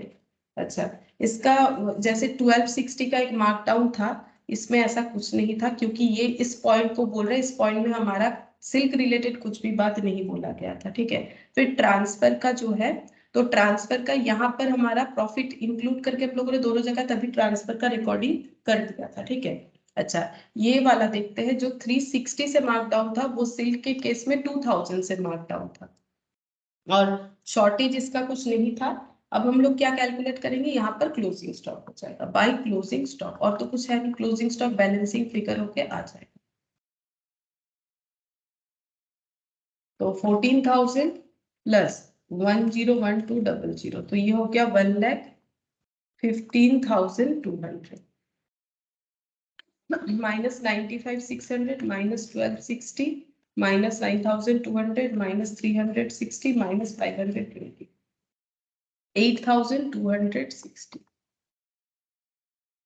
अब इसका भी प्रॉफिट कैंसिल करना पड़ेगा, बट इसमें एक एबनॉर्मल स्टॉक भी है, वो हमें देखना पड़ेगा। 27,900 प्लस 1,40,100 प्लस 10,350, तो ये हो गया 1,88,350 माइनस 1,25,000 माइनस 2,000, तो यहाँ पर हो रहा है 1,88,350। चेक करते हैं, 27,900 प्लस 1,40,100 प्लस 10,350 1,70,000 अलग अलग आ जाए, देखते हैं। 27,900 1,40,100 प्लस 10,350 1,78,000 होगा मेरा, 88 हो गया, 1,78,350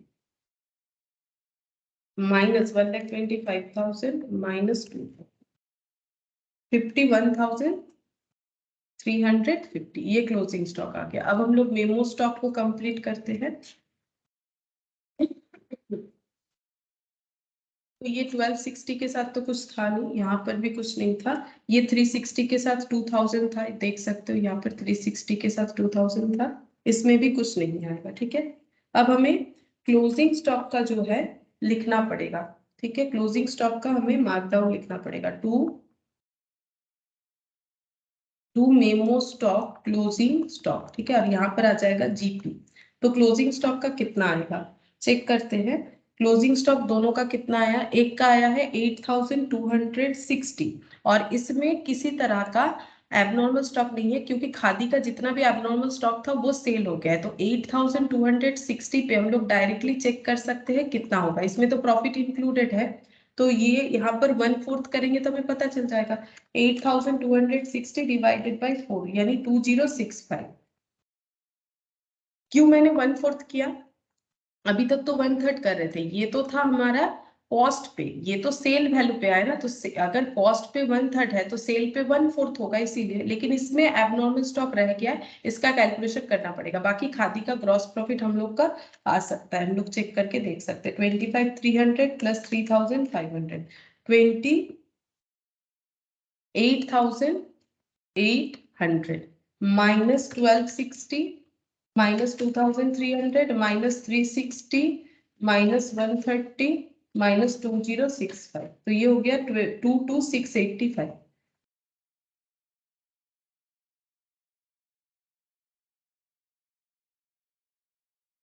9 का, और इसका नहीं निकलेगा, इसका जब तक क्लोजिंग स्टॉक नहीं निकालेंगे तब तक कैलकुलेट नहीं होगा। अब इसका क्लोजिंग स्टॉक तो मतलब निकल चुका है, लेकिन 51 ये कितना आया है 51,350, हम जस्ट रफ वर्क करके दिखा देते हैं। 51,350 इसमें एबनॉर्मल वाला कितना एलिमेंट बचा हुआ है, एबनॉर्मल वाला ये देखो यहाँ पर, all the goods that were marked down were sold except those with silk, silk में ऑफ द वैल्यू वर्थ 5,000 जिसका मार्क डाउन 1,000 से हो रखा था। मतलब क्लोजिंग स्टॉक इसमें अगर एबनॉर्मल स्टॉक है तो उसके वजह से ये स्टॉक 1,000 से कम दिख रहा है, तो अगर हम लोग इसमें ऐड कर देते तो ये नॉर्मल एलिमेंट में पहुंच जाएगा। अगर नॉर्मल सेल वैल्यू में ये आ जाता है स्टॉक कॉस्ट वैल्यू में, तो इसका हम लोग प्रॉफिट ढूंढ सकते हैं 1/3 करके। बट इसका जो भी अमाउंट आएगा 1/3 करने पे वो तो नॉर्मल स्टॉक पे आएगा, उसको हमें 1,000 से कम करना पड़ेगा। मतलब पहले ऐड कर दो फिर लेस कर दो तो ऑटोमेटिकली कैलकुलेट हो जाएगा। 1,000 एक्चुअली इसका वैल्यू था स्टॉक का 52,350 और 1/3 के हिसाब से इस पे प्रॉफिट हो जाता 17,450, लेकिन प्रॉफिट जितना भी होगा नॉर्मल प्रॉफिट वो 1,000 से कम दिखेगा 16,450। मतलब यहाँ पर 16,450 का प्रॉफिट एलिमेंट आ जाएगा, ठीक है। अब हम लोग जीपी कैलकुलेट करके देख सकते हैं कितना होगा। ये हो गया ऐड करने से 56,000 माइनस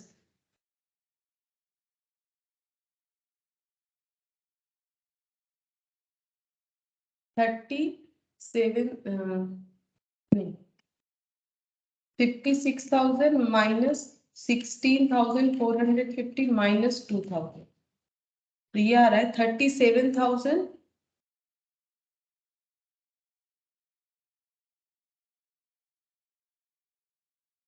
अच्छा। यहाँ पर मैंने मेमोरेंडम ट्रांसफर वाला नहीं लिखा, इसी वजह से मेमो स्टॉक ट्रांसफर, ट्रांसफर का प्रॉफिट नहीं दिखाया यहाँ पर। जो ट्रांसफर हुआ था उसका प्रॉफिट नहीं दिखाया, उसका प्रॉफिट भी तो दिखाना चाहिए था। ट्रांसफर का प्रॉफिट कितना आया था, ये ट्रांसफर का 6900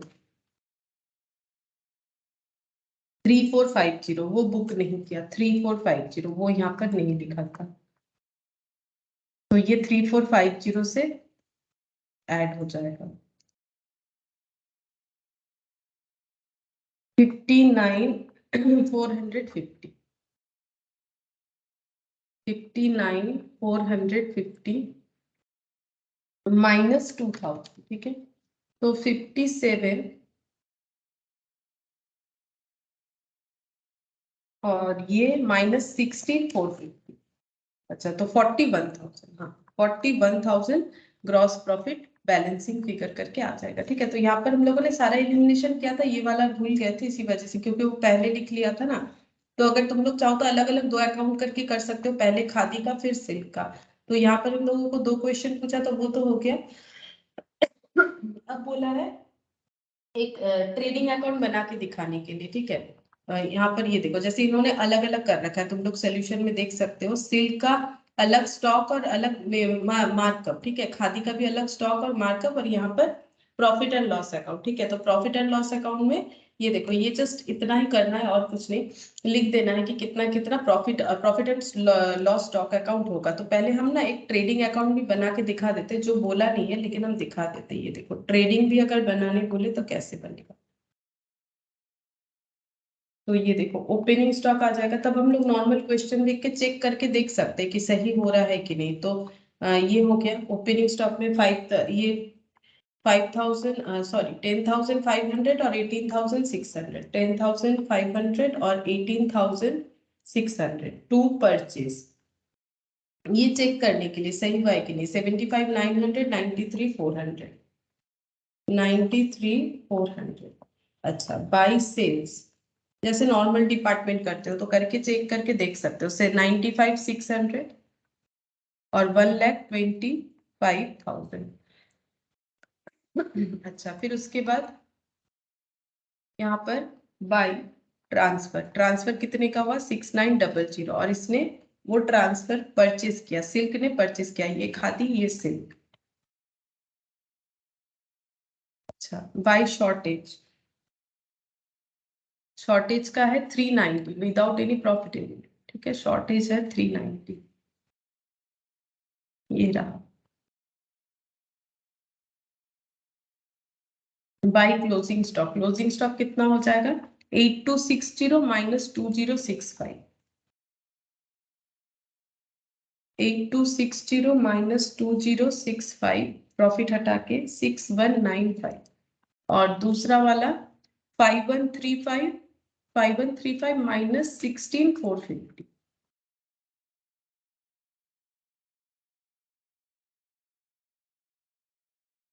तो 34,900 यहाँ पर आ जाएगा, 34,900। और इसको तुम लोग चेक करके देख सकते हो, यहाँ पर जीपी उतना ही आ जाएगा, सेम उतना ही आएगा, चेक करके देख सकते हो। 22,685 और 41,000। ठीक है, ये चेक करने के लिए, क्योंकि यहाँ पर बोला नहीं था ट्रेडिंग में, यहाँ पर बोला था पीएल बनाओ। पीएल ये देखो कैसे बनेगा, यहाँ पर प्रॉफिट जो होगा खादी का हुआ है, यहाँ पर ये देखो 24,305 और 20, ये देखो 24,305 और ये माइनस करो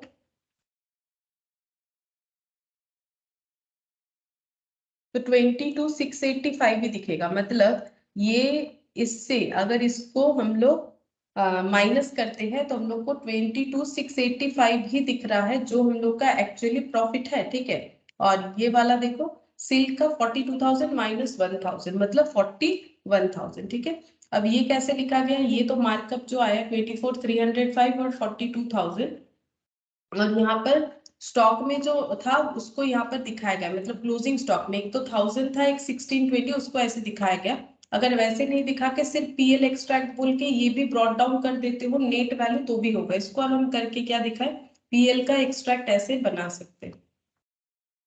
ठीक है, ये इधर ही हो जाए 22,685, 41,000। अलग में दिखा के इस तरह से भी हम लोग दिखा सकते हैं। ठीक है, खादी मार्कअप और इस तरह से भी दिखा सकते हैं। तो हमें सिर्फ यहाँ पर क्वेश्चन को पढ़ना होता है। ठीक है, अगर ठीक से पढ़ोगे तो आराम से कर पाएंगे कि क्या है। हमें यहाँ पर प्रॉफिट के साथ लिखना होता है, प्रॉफिट को इधर एलिमिनेट करना होता है और कुछ नहीं। ठीक है, और जो भी एबनॉर्मल स्टॉक है उसका ट्रीटमेंट क्या होगा, पहले हम लोग उसको नॉर्मल में ट्रांसफर कर लेंगे। क्लोजिंग स्टॉक का वैल्यू जब निकालेंगे तभी तो प्रॉब्लम होता है कि अगर क्लोजिंग स्टॉक में दो तरह का एलिमेंट है तो डायरेक्ट प्रॉफिट का परसेंटेज नहीं लगा सकते जो गिवन होता है। तो पहले हम लोग उसको नॉर्मल में ट्रांसफर करेंगे, तो नॉर्मल प्रॉफिट लगा के देखेंगे कितना होना चाहिए, और जितने से मार्क डाउन है उतने से माइनस कर देंगे। बट ये चेक करना है कि सारा का सारा एबनॉर्मल स्टॉक हमारा क्लोजिंग स्टॉक में आया कि नहीं आया। अगर दिख गया है तो उसका कुछ नहीं करना पड़ेगा, अगर है तो उसका कैलकुलेशन करना पड़ेगा। तो इस तरह से होगा, बस इसमें कुछ है नहीं। डिपार्टमेंट लास्ट क्लास में मैंने नहीं करवाया, मतलब नहीं हो पाया था, तबियत ठीक नहीं था। तो डिपार्टमेंट का देखो आज हम लोगों ने ये जो पॉइंट बाकी था ये कंप्लीट हो गया। तब नेक्स्ट जो भी क्लास में होगा तो वो फ्रेशली स्टार्ट होगा, नया मतलब नया चैप्टर ही स्टार्ट होगा, चाहे ये वाला क्लास हो चाहे थर्सडे वाला हो। ठीक है, फिर आज इतना ही कर